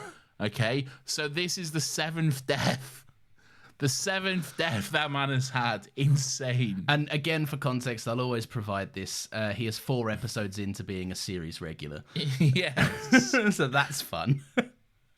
I love that. Love that for him. I do too. I like that in true fashion as well, it's immediately disproven. Like, Amy's crying over a skeleton, and then Rory walks in and is like, "You're right." And then Amy turns around and all the walls are fine, and the skeleton's not there. And I like that's this. why it counts. Because Amy is crying over the skeleton, that's why it counts. Yes, okay? yeah. Someone has to at least be convinced. Yeah, if Amy believes it for a second, death on the tally. It's on the tally. There we go. Yeah. There we go.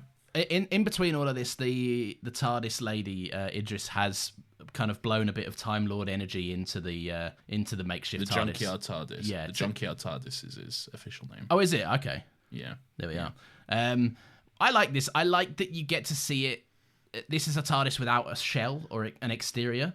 So it's just a console, and you get to see it like whirl up a big ball of energy. Yes. Fucking cool. Yes. Yeah. Yeah. Like a little, I don't know what to compare it to really, but it's just cool. Just a big orange ball around it. Yeah. I feel like there are some versions of the Flash that have moved like this.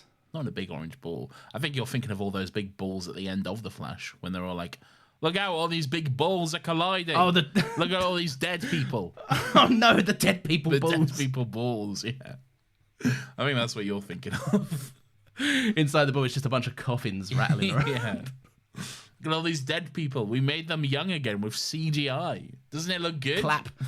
Clap now. Everyone clap. Look, it's Supergirl and Superman together at last. Go out and buy another ticket. It's that good, everyone. Fucking hell. What a dreadful What an film. awful We spoke about movie. that on AHP. That is a fun episode because we both hate that film so much. What a bad movie, man. One of us, by the way, has watched it twice. Yeah. Not naming names. I watched it quite recently. It was me. I watched it quite recently. I don't know, I was just knee deep in the Snyderverse, so I thought I might as well see it through. And we'd just done BVS on AHP, hadn't we? Yeah. And then I did Justice League, and then I capped it off with a Flash, I guess. So I was like, I like how you missed all the good ones in there, like Aquaman, Wonder Woman. That's fun. Well, yeah, it's true. But where's the fun in watching a good movie, Lawrence? You know? Oh, yeah, silly me. When I can just hate watch something horrible instead, you know? So anyway, yeah, that TARDIS is buggering off. It's flying through a vortex, and the Doctor asks the TARDIS or Idris to send a message to Amy. And I really like that Idris. Yeah, yes. He goes, the pretty one, and then hard cuts to Rory getting a message. Yeah. By the way, I don't think we've mentioned this, but there is a moment earlier in the episode where the Doctor's like, "What do I call you?" And then she's like, "I think you call me sexy." And he goes, Doctor's like, only when we're alone. Yeah, he goes, only when we're alone. And he's like, we are alone, you dickhead. Little did you know we were watching. Yeah, we were watching on TV. We were watching and judging. I like this. The TARDIS wants to riz Rory up. Well, who doesn't? I mean, fair, but I like that he's finally getting some love. He's getting some attention. He's a handsome man. He deserves it, okay? He deserves all the love. He is a handsome man. Anyway, she tells Rory that they need to go to the old console room, and she's sending him the map in his head or whatever. And then he's climbing up a ladder. He's like, oh, it was that mad woman. Anyway, let's go.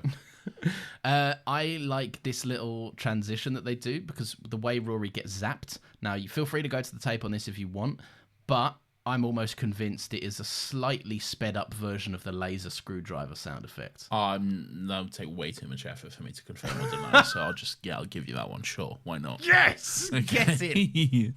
I'm not going back to series 3 and fucking looking that up. Sure, whatever. Okay. This is how I've outsmarted you for points. There's also something in series 1, I think, if you want to check that. Okay. You get one, and that's it. All right, fine. I do like that they have again this argument about how the TARDIS sees time. The TARDIS says, I have an archived room of all the old consoles, about 30 or so. And the Doctor goes, I've only changed the desktop half a dozen times. And she goes, yeah, well, not yet. You'll do more. Yeah. And he goes, you can't archive something that hasn't happened yet. And she says, you can't. Which I like. Yeah, she says, you can't. I fucking can. I'm a god, bitch. I really, really like that there's someone that has more control over time than the Doctor for a change. That's very fun. I mean, she is a literal time machine. She is the reason he has any control over time, really. That's very true, yeah. Yeah, of course she has way more control over it than him. Otherwise he's just an old man, isn't he? Just a madman with a box, without his box. Is it that episode he says this? I'm sure it is. Yeah. He said it a few times, but he brings it up again in this. Yeah, he says. I think he says specifically, "I'm a madman with a box without a box." Oh, that line specifically. Yeah. Obviously here. Yeah. You're cheering. I'm crying because it is the return, Lawrence, of the worst, ugliest, fucking awful TARDIS ever. I will say, they did have the good decency to make it dim as fuck to hide the ugliness, okay? They did be like, let's not light this properly because it's ugly. I'd forgotten this was in this, right? In my head, I just had it in my mind that this house problem got sorted by that TARDIS crashing into it. I forgot that we see the 910 TARDIS. Yeah. Right. And when they walk through that door, great door, by the way. I like that Amy figures out they have to communicate telepathically, not just verbally. Yeah. And also, cute to point out, one of these is a good point, one of these is a point you can pick apart, and I'll gladly afford you the freedom to do so. The delight, the thing that Amy pictures, is her wedding day, which is lovely. Yeah. And for 11... It's a birthday cake, isn't it? It's a birthday cake. Yeah. It's not the 11th Doctor. Well, why would it be the 11th? She doesn't know all of that. Well, she did see the hologram in the 11th hour of all the Time Lords before. Yeah, but she saw it from like a distance, and Matt Smith was in front of it. But also, if you look in the background of the scene, you can see her counting. No, you can't. Yep, that's 11. The fuck up. No. And then writing in her police notebook. No, I'm not having this. Anyway, they run into the console. Look, I did say on my notes it has received a lighting glow up, I will admit. They did. They went, this bitch is ugly. Let's hide it, okay? Look, the childhood glee that came out of me. I don't know how you can say this looks bad. I think it's so ugly. Good. You compare it to what we have now and what we will have. It's just it's horrible, man. It's so awful. And there's something so wrong about seeing Amy and Rory at the controls and stuff, and seeing them in this room. It's like, this isn't supposed to be at all, you know? There is definitely that weirdness to it, and I will say, the only point I'll give you, it's the point I think I've always been fair enough to give you, is that you immediately feel the restriction of the movement of camera. Yeah, you do. You immediately go, why am I looking at it like this? Yeah. And it feels a lot smaller as well, doesn't it? I've noticed this every time this TARDIS reappears, it's smaller. Yeah, it feels a lot smaller. I think the one they use the next time we'll see it is literally just from the Doctor Who experience in Cardiff, because... Yeah, it's a corner of a room. Yeah. That's very fun. I don't know. I love this TARDIS. I think it looks the most alien of the TARDISes we've seen. I think it's ugly, and I'm glad it's dead. Anyway, the Ood is chasing them. It's like coming, like, I'm gonna get you. And then the Doctor and Idris arrive. Idris sends Rory another message saying, "We're landing. Don't stand where we land, or you'll get vaporized." And then Rory's like, "Where are you landing?" And she's like, "No fucking idea, mate." And then Rory's like, "Oh, great, good." Which is great. It's really funny. I like that. Amy's first reaction. Amy gets a lot of solid one-liners, but this is up there with one of my favorites. The Doctor introduces Amy and goes, "This is the TARDIS. It's a woman." And Amy goes, "Did you wish really hard?" It's the way the Doctor goes, "She's a woman. She's a TARDIS. She's a woman, and she's a TARDIS." And then Amy just goes, "Yeah, did you wish really hard?" And he's like, "Shut up, not like that." And then the TARDIS doesn't help the situation at all by introducing us. She goes, "Hello, I'm sexy." Yeah. And he's like, "Oh, still shut up." Yeah. Yeah, that's good fun. That's very funny. Did you wish really hard? It's a great line. Yeah. So anyway, House starts having a fit, right? House turns off the gravity. It goes, "I could do this." Turns off the gravity. It goes, "I could do this." Yeah. Sucks the air out of the room. And I like this because the Doctor then, it's very doctory to say, "I will save you. I will take you to the real universe for all the food you can have. And hopefully you're an entity of your word and you just let us live." Spinning a little thread. The Doctor, he pulls a little trick, doesn't he? He's like, "Hey, delete this room," or whatever. So what does he do? So he does do exactly that. My note says, "House deletes the 910 console for good. Nathan's crying." I'm cheering. Sorry. That's what I mean, yeah. Yeah, I'm crying with love and glee and praise. I'm happier than I've ever been. I say in my note it reads, "I'll see you again soon enough, even though you'll be a weirdly smaller version of yourself." Yeah, it's fine. Let it burn. Let it burn. As Usher and Eliza said. Yes, very good. I quite like that there is this fail-safe built into the TARDIS because House is like, "I'll delete this room," and then they just all end up back in the normal TARDIS room again. Yeah, of course. If you delete a room, the people will just get transported to another room. Yeah. You were not going to delete the people in there. No, you idiot. Well, imagine how many times like the Doctor's just switching up the TARDIS, like just to himself, like, "I'll add a room there." Just fuck it, you could kill someone. Of course, this fail-safe exists. Yeah, of course. There's I think one of the standout lines of the episode is when the Doctor is having a bit of like a talk, a showdown with House back in the main console room, and he's like, "I'm House, I'll fucking kill you, I'll do all of this," and then he goes, "Fear me, I've killed hundreds of Time Lords." And then the Doctor just goes, "Fear me, I've killed all of them." It's cold as fuck. What a line! What a fucking line!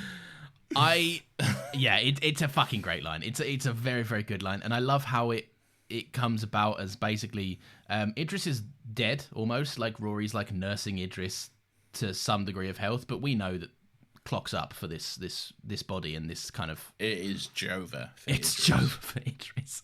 And then the Doctor says this thing about like how you do this, you separate the soul from the TARDIS because you want that soul as far away so that when you eat the TARDIS or whatever, it doesn't explode and blow up a planet or some shit, right?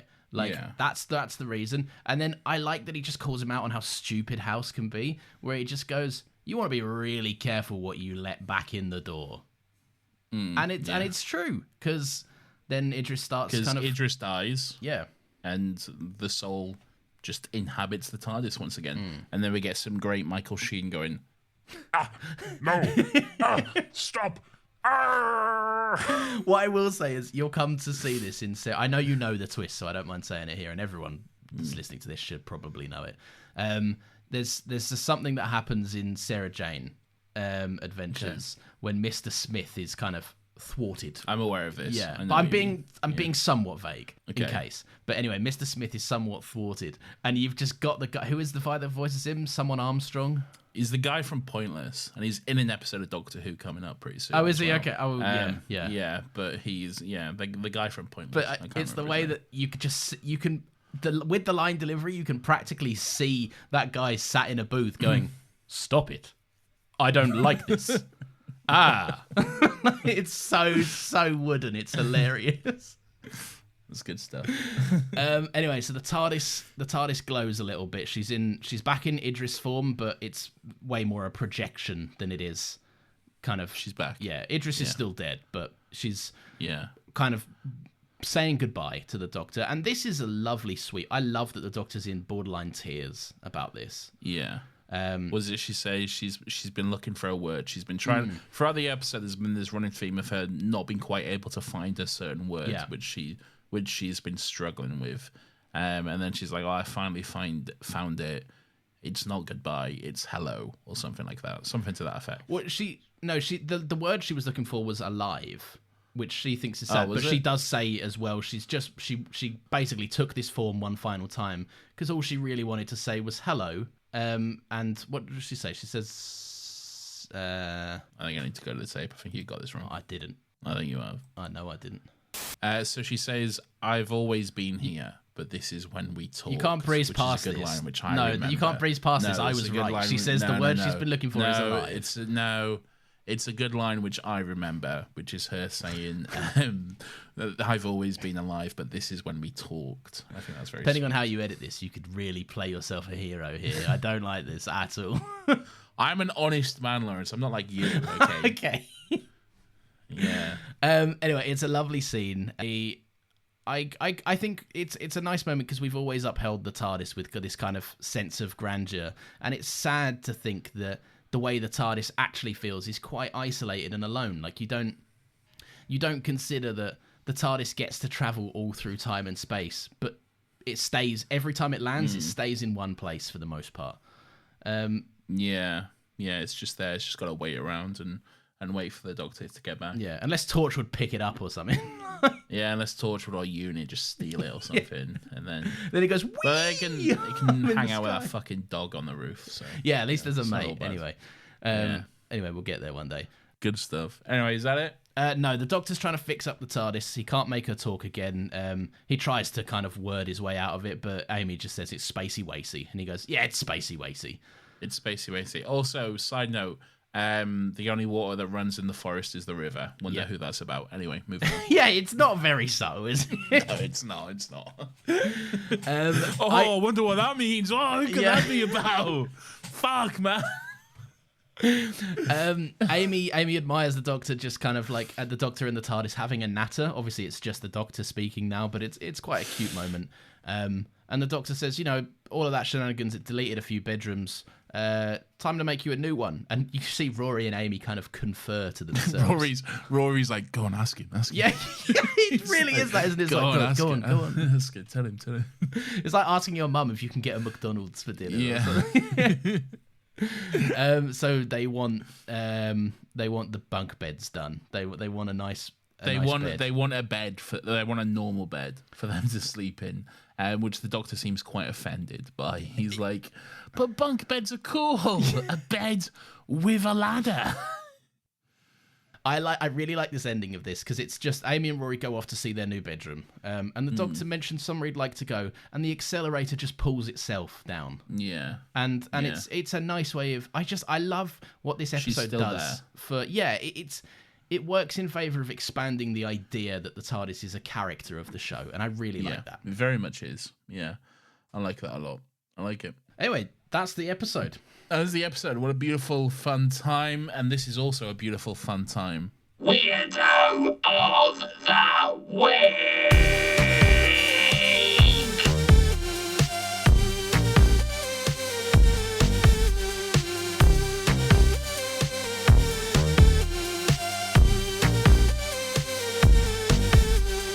Weirdo. This is everyone's favourite segment of the show where we get to take a chance to look back and reflect on some of the weird and wonderful and grubby little characters who come across our screens each and every week. Lawrence, I am very excited to find out who your weirdo is for this week. So, eagle-eared listeners of the podcast will already know, as I confirmed who my weirdo would be many weeks ago for this episode specifically. It is, of course, the TARDIS herself, Nathan. Okay. I think it was last week you said this. No. I said this. Because I even listened back to the episode to see if I said it, and I wasn't misremembering it. I said this episode. So I told you who my weirdo would be for this episode way back in the End of Time Part 2. Oh, I cannot remember that at all. So, my weirdo is the TARDIS. So much to talk about with the Doctor, but the chief among them is not berating this very specific Doctor for spitting on her mere moments after he regenerated. Yes, I remember. Okay. Yeah. This should have been a conversation. This should have come up. Why are you flemming on me? The fuck is wrong with you? I think he's probably done worse. Well, yeah, maybe behind closed doors, yeah. Yeah, you don't know what he's getting up to in there. Fucking, I'm not even going to make the joke. Go on. Yeah. Nathan, the joke is already implied, Lawrence. You don't need to explicitly say it, but we're all thinking about it. Okay, okay, good.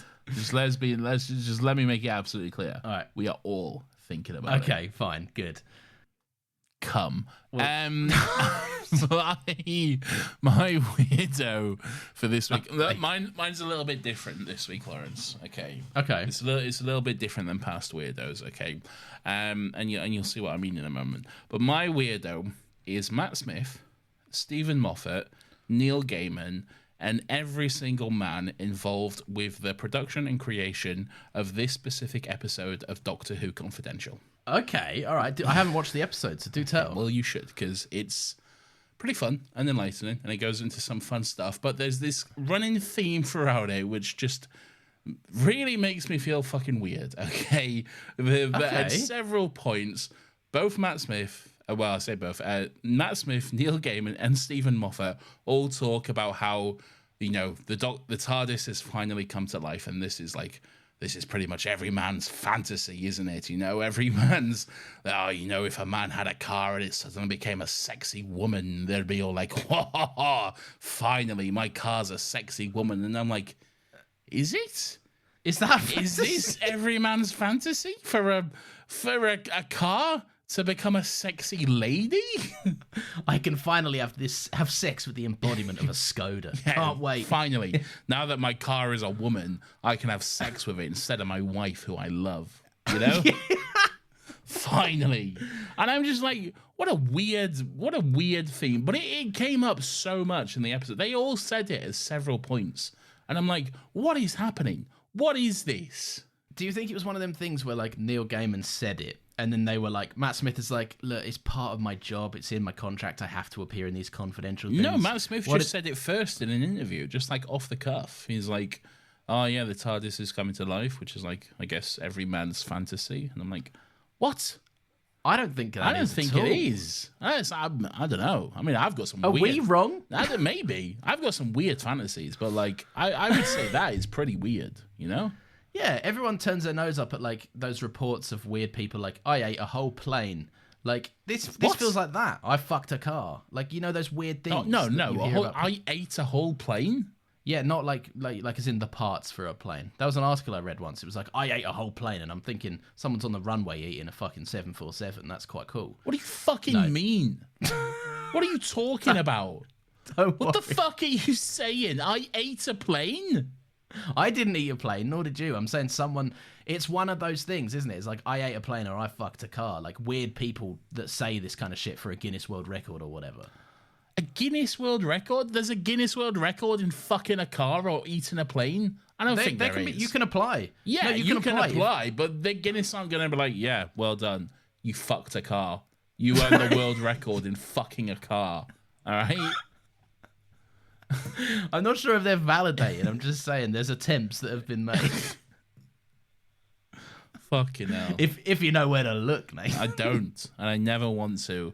Anyway, you're all weird. Stop trying to fuck your car or whatever's going on there. Yeah, that is weird. I'll be honest. That's a strange thing to do. Something I've never considered and probably won't ever think about again. Anyway, speaking of something that I have... Nope, that doesn't work at all. Anyway, Nathan, it is that time of the show where we let the lovely audience have their say. What happens is Nathan tweets out a post, lets everyone know what episode we're recording and when, and then our lovely loyal listeners can send in their thoughts, and we get to read out a handful of them. I'm going to go first. Okay, starting with emails, Nathan. This one is from Ryan Humphreys, who says, Vindication. Dear Nathan and Lawrence, AW, Nice. I've been listening to your. Don't say nice. You know it fills you with rage. I'm trying to get ahead of this and be healthier. It fills you with rage, and you know it. I've been listening to your podcast for some time now, and I've deeply enjoyed it. I've taken to listening to your weekly releases while still catching up, as I can stay up to date with new trends and conversations that way. Knowing that the next episode will be The Doctor's Wife, my question is, what is your opinion on episodes that explore more of the TARDIS and not just the console room and not just where the console room is? Well, we're very limited in those episodes. I think it happens more in Classic Who, I think. But we are in New Who, we are very, very limited in those episodes. So of the 2 occasions of it we've seen so far, this is the best, I would say. I haven't seen Journey to the Centre of the TARDIS in a long time. I remember not particularly enjoying it all that much. The 2 we've seen so far are the Christmas Invasion and this one. Oh, yeah. I mean, yes, barely counts, doesn't it? I like it. I think it's cool. I know a lot of people have this kind of thing about the TARDIS should be left alone as a mystery, but I think that's a bit boring. I think show me this infinite space. If you tell me it's a dimension and all I see is a room, it doesn't feel like a dimension. I agree. I want to see more. I want to see the whole thing just fucking explode. I would happily have a full 45-minute episode of Doctor Who, and it's just the Doctor and the companion just walking around the TARDIS, going into various rooms. And I would like a whole episode of Cribs for Doctor Who. Is Cribs an outdated reference? It probably is. What's the modern Cribs? Is it like there isn't one? Is it like, isn't there a modern Cribs? Isn't it like TikTok house tours? Yeah, TikTok house tour, or like a doesn't Vanity Fair? Is it Vanity Fair or Variety? Architectural Digest. Architectural Digest. And who was it who had those lemons? Who didn't have lemons or something? Oh no, it was Dakota Johnson had a thing of limes. Yeah, she had a plate of limes. I love limes. I love limes. Like clearly, that's just like the producer who's just like put out a plate of limes or something. I love Dakota Johnson because she just brazenly tells fibs. She's very all funny. The time. Yeah, she's very funny. I'm yet to see her give a single fuck about anything she's ever done. Yeah, me too. She had that great moment with Ellen. That was very fun. Yeah.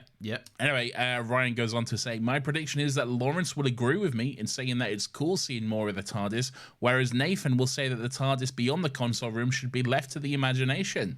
Ha! Wrong. I want to see it all. I hope I make it into this week's episode of the podcast, as I was sadly missed in last week's email section. I'm fully willing to risk a restraining order by emailing in every week until I have vindication. Best wishes, Ryan. Well, Ryan, you are correct in the fact that you was missed last week, but I will say that is because I was actually specifically saving that email for this week, because in that email, you mentioned that you hadn't yet caught up and you wasn't quite sure where we're at, so it can come in at any point. It wasn't related to any specific episode. Okay. So I was going to bring it up this week, but now I can't, so you've shot yourself in the foot. Yeah, we'll never read it, sorry. So it will never be read, okay? So there you go, that's your He's fault. deleted it, I can't even read it. It's true. Anyway, thank you for that, Ryan. We appreciate it. This email comes in from David at the Talking Pictures podcast. Don't do this to me again. Don't do this to me again. Don't dare presume. No, I'm Brian Furiosa. Okay, thank you. Evening, gents. It's a shame the black spot was nestled between this episode and Day of the Moon, because it would have been such a treat to have 3 certified bangers in a row, and right at the start of the season. It's a story that absolutely works best because of how long the show has been going on. An episode where the TARDIS can speak and is actually a character? Genius! Why haven't we had this before? I think it's because too many writers for Doctor Who see the TARDIS as just the doorway to the adventure and not an active participant in the story. I feel that's a very good point. Yeah, and correct, especially one man in particular. There are so many nuances to the character that only work because we're so far into the show's history, from referring to the Doctor as her thief and how she chose him, not the other way round, to how she always took him to where he needed to be. It shows a level of history between the two, even though this is the first time they've ever spoken. It makes the heartfelt hello at the end all the better, and it really does feel like the TARDIS is dying, even though she's still with us, just now unable to speak.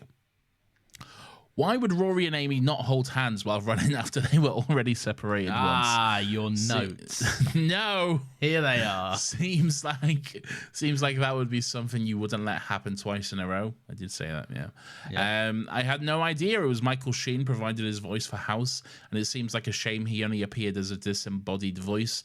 If he were to return, what kind of role do you think he should appear as? I think Michael Sheen should definitely appear, and this is kind of good and bad because it does mean David Tennant would have to come back. But I do think he should appear in an episode with David Tennant's Doctor, whether that be 10 or 14. Just because Michael Sheen and David Tennant is a good combination. They're best friends. They're having fun together. They're making stage. They're making their gay god show or whatever it is, you know. They're having a good time. And I think they would be a good combination to see them together. I don't disagree. I would like to see him play himself. And the episode opens, he's walking in a park. This is going to be a great bit, everyone. Everyone strap in, okay? He's walking in a park having a good time. And the TARDIS just falls out of the air and kills him. Is that it? Is that it? Yeah. Are you proud of that one? I'm not, but we move. Okay. Well, there you have it, folks. Lawrence's answer is that Michael Sheen should play himself walking through a park who gets immediately killed by the TARDIS landing on him. Nathan, Wicked Witch of the West style. The key to good bits is to have no shame. Okay. You'll always be amused. Well, no, I think you should have some shame for that one. Okay. Well, there you are, David. I hope those answers are satisfying. Keep up the great work. All the best, David. Talking Pictures Podcast. Hashtag justice for Rory, who got left behind and died again. It is true. P.S. Interesting that this is the first episode to rewatch after the new series finale. What was he thinking when he was nearly eaten by House 2? I wonder what that is in reference to. Yeah, it's very timely, this, isn't it? Very timely. Yeah. Very fun. And this last email here comes in from John Scripp, who says, "This is a very fun episode. Haven't seen most but not all of the season. I'm not sure how much it fits in. It feels fairly standalone, though I did skip this ep before this and the two after, just because they looked incredibly boring. I'm a sucker for Neil Gaiman's writing, and I feel that the episode has a very uniquely weird tone that feels entirely separate from your average Doctor Who episode. The cobbled together Frankenstein planet and the people on it look like a live-action Nightmare Before Christmas / Corpse Bride adaptation. I love the idea of the soul of the TARDIS being in a human body and wish we could have got more in this, though the tragic ending obviously shouldn't be undone. I also enjoy all the implications that this episode has and the extra detail and questions it adds to every other episode, as the best episodes do. The more visibly sentient the TARDIS is, the more fun the show is. Also, like how Neil Gaiman responded to a very recent episode that created larger implications for this one. I don't know what he said, and I won't. Also, Michael Sheen is sort of here, so we get good omens per union. My weirdo of the week is Nathan, who will almost certainly make fun of the return of the 10th Doctor's TARDIS set. Though surely now you both win for all time if 15 could walk out of his giant white ball into 10's grimy man cave and 12's library guitar dojo. Will we ever get another Neil Gaiman Doctor Who hep? Maybe if we wish really hard. Yeah, I fucking hate that TARDIS. But anyway, that's fine. I like what they're saying about the... It does feel like it has a bit of a different vibe. This does, like... I was thinking throughout watching this, like, it'd be so easy to make... Like, have this TARDIS come up. And if RTD wrote this episode, it would be a long list of... Let's list all the things that the Doctor has done inside the TARDIS, and the TARDIS gets cross at the Doctor. Whereas this is more, like, spiritual. It's more like, what does it mean to be in a flesh and bone body now? Yeah. Like, yeah, it's good. It's really interesting. I like the episode a lot. How beautiful. Indeed. Anyway, have I got... Is it tweets now for me? Yes, tweets. Give me those tweets, you twit. I will. This one comes in from Video James at... Video James? Video James at Bomb Seal on Twitter. It's a two-parter tweet, so strap in. I never was this episode's biggest fan. I feel like whenever we anthropomorphize... I will get this. Anthropomorphous. Yeah, go on, try it. Anthropomorphize or morphosize? Anthropomorphize, or do you know what? Ouroboros. Whenever we Ouroboros the TARDIS too much, it takes away the mystique. Same with the Time War. The same way in horror, not explaining can be scarier. Not explaining the fantasy keeps it fantastic. Wrong. About the TARDIS and the Time War. I want to know more about all I agree. Yeah, they're good hooks, but hooks should have answers. Also, the second part of the tweet says, the TARDIS should not be telling me it always takes us where we needed to go. That should just be heavily implied. Wrong. It's an on-the-nose line. We always knew this about the TARDIS, but at the same time, it's a good... I like it being realised. I like it being written in. I think it's a good addition. I think it's sweet, and I think Video James needs to have a fight with me. So, there we go. Are you going to challenge Video James? I challenge you to a duel, Video James, for such words that you have spoken. Nah, good on you. I swear. This next tweet comes in from Juliet. Gonna need some mashed... Romeo, take you somewhere we should be alone. Did you want to do emails first so that you could mentally switch off? Is that where we're at? Yes, it is, yeah. Anyway, You've gonna had it need too some good mashed... for too long. Nathan, I'm reading tweets. Go on, sorry. Gonna need some mashed potatoes, in all caps. Our beautiful blue box being overtaken by house is a great concept. Brackets reminds me of something else more recently. A little sizzle for you. I Is wonder what it says that there. could be. That Hot big take. dog. Not sure I like the TARDIS as a sexy Moffat era woman. Love the quirky performance though. What do you think about this? It wasn't Moffat who wrote it, so his dirty little hands are clean. This one. It is like that though. It's very like I'm a confident, sexy woman, which is a lot of his female characters.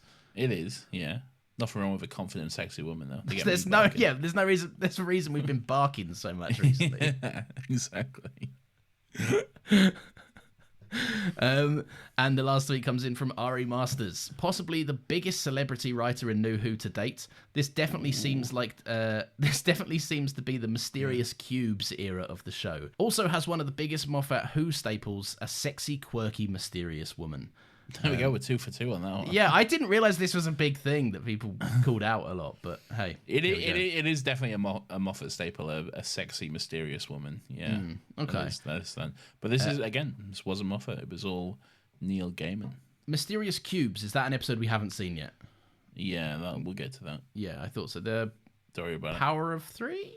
Power of Three, written by Chris Chibbs. See, that's the thing. I got some thoughts there. Not, I don't know what happens in that episode. I just know I've seen it with cubes. The debut and introduction of one character who is around to this day.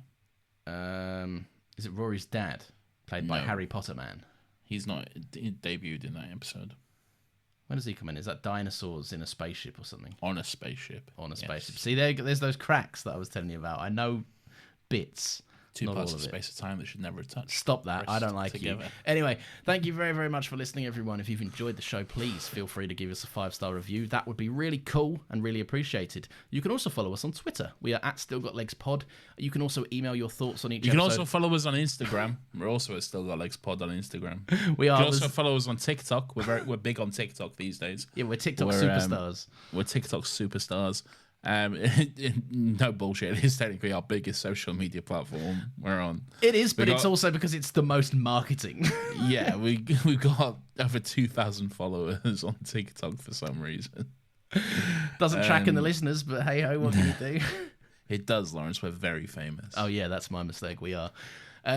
If you don't have Twitter, you can still send your thoughts over on the episode to stillgotlegspodcast@gmail.com. And we also have a Discord server. The link to join that is in the show notes. Safe space, fun space, a lot of good stuff going on there. And if you feel so inclined, we do have a Ko-Fi link in the show notes as well. If you do feel like you want to help us with the running of both shows, obviously zero pressure. And everyone is still always welcome to enjoy these episodes for free. And speaking of these episodes, Nathan, we have 2 shows where we do episodes for, don't we? What the fuck was that? What the fuck? Did you have a stroke? I didn't do it quite the way I wanted to do it, but I made it work. I circled back I round. don't think you did make it work at all. It works. I don't think that was fucking anything. What a mess that was. We do have another podcast, Lawrence, which is what you should have fucking said. It's called Another Happy Pod. It's our pop culture podcast where every week we watch and discuss something in that realm. This the most latest episodes. We watched Indiana Jones: The Dial of Destiny, capping off Indiana Jones with a good bit of fun, a good fun romp, and a closing chapter to that character. Next week is the start of Suck You Lie, where I'm being forced at gunpoint to watch Succession. So that's going to be fun. Catherine's joining us. Yep. For the first episode and maybe more. I don't know. We haven't discussed that. I'll see what she feels like. I'll tell you what. We'll see if she brings it up. Wait, no, hang on. We're recording it tomorrow. Well, we'll see how we go. But yes, so we're discussing Succession with Catherine. So join us for that, I guess. There's already some excitement on the Discord server for that. People are from catching wind. From like one person. Two, and the second is me, but that's fine. Okay. There's none from me. If anyone wants, oh no, I'm not even going to tell you because you will kill me before watching. You haven't even watched the show yet. I've watched part of an episode. Fuck's sake. Anyway, there we go. That's it. See you next week. I love you. Goodbye. Bye. Bye. Bye.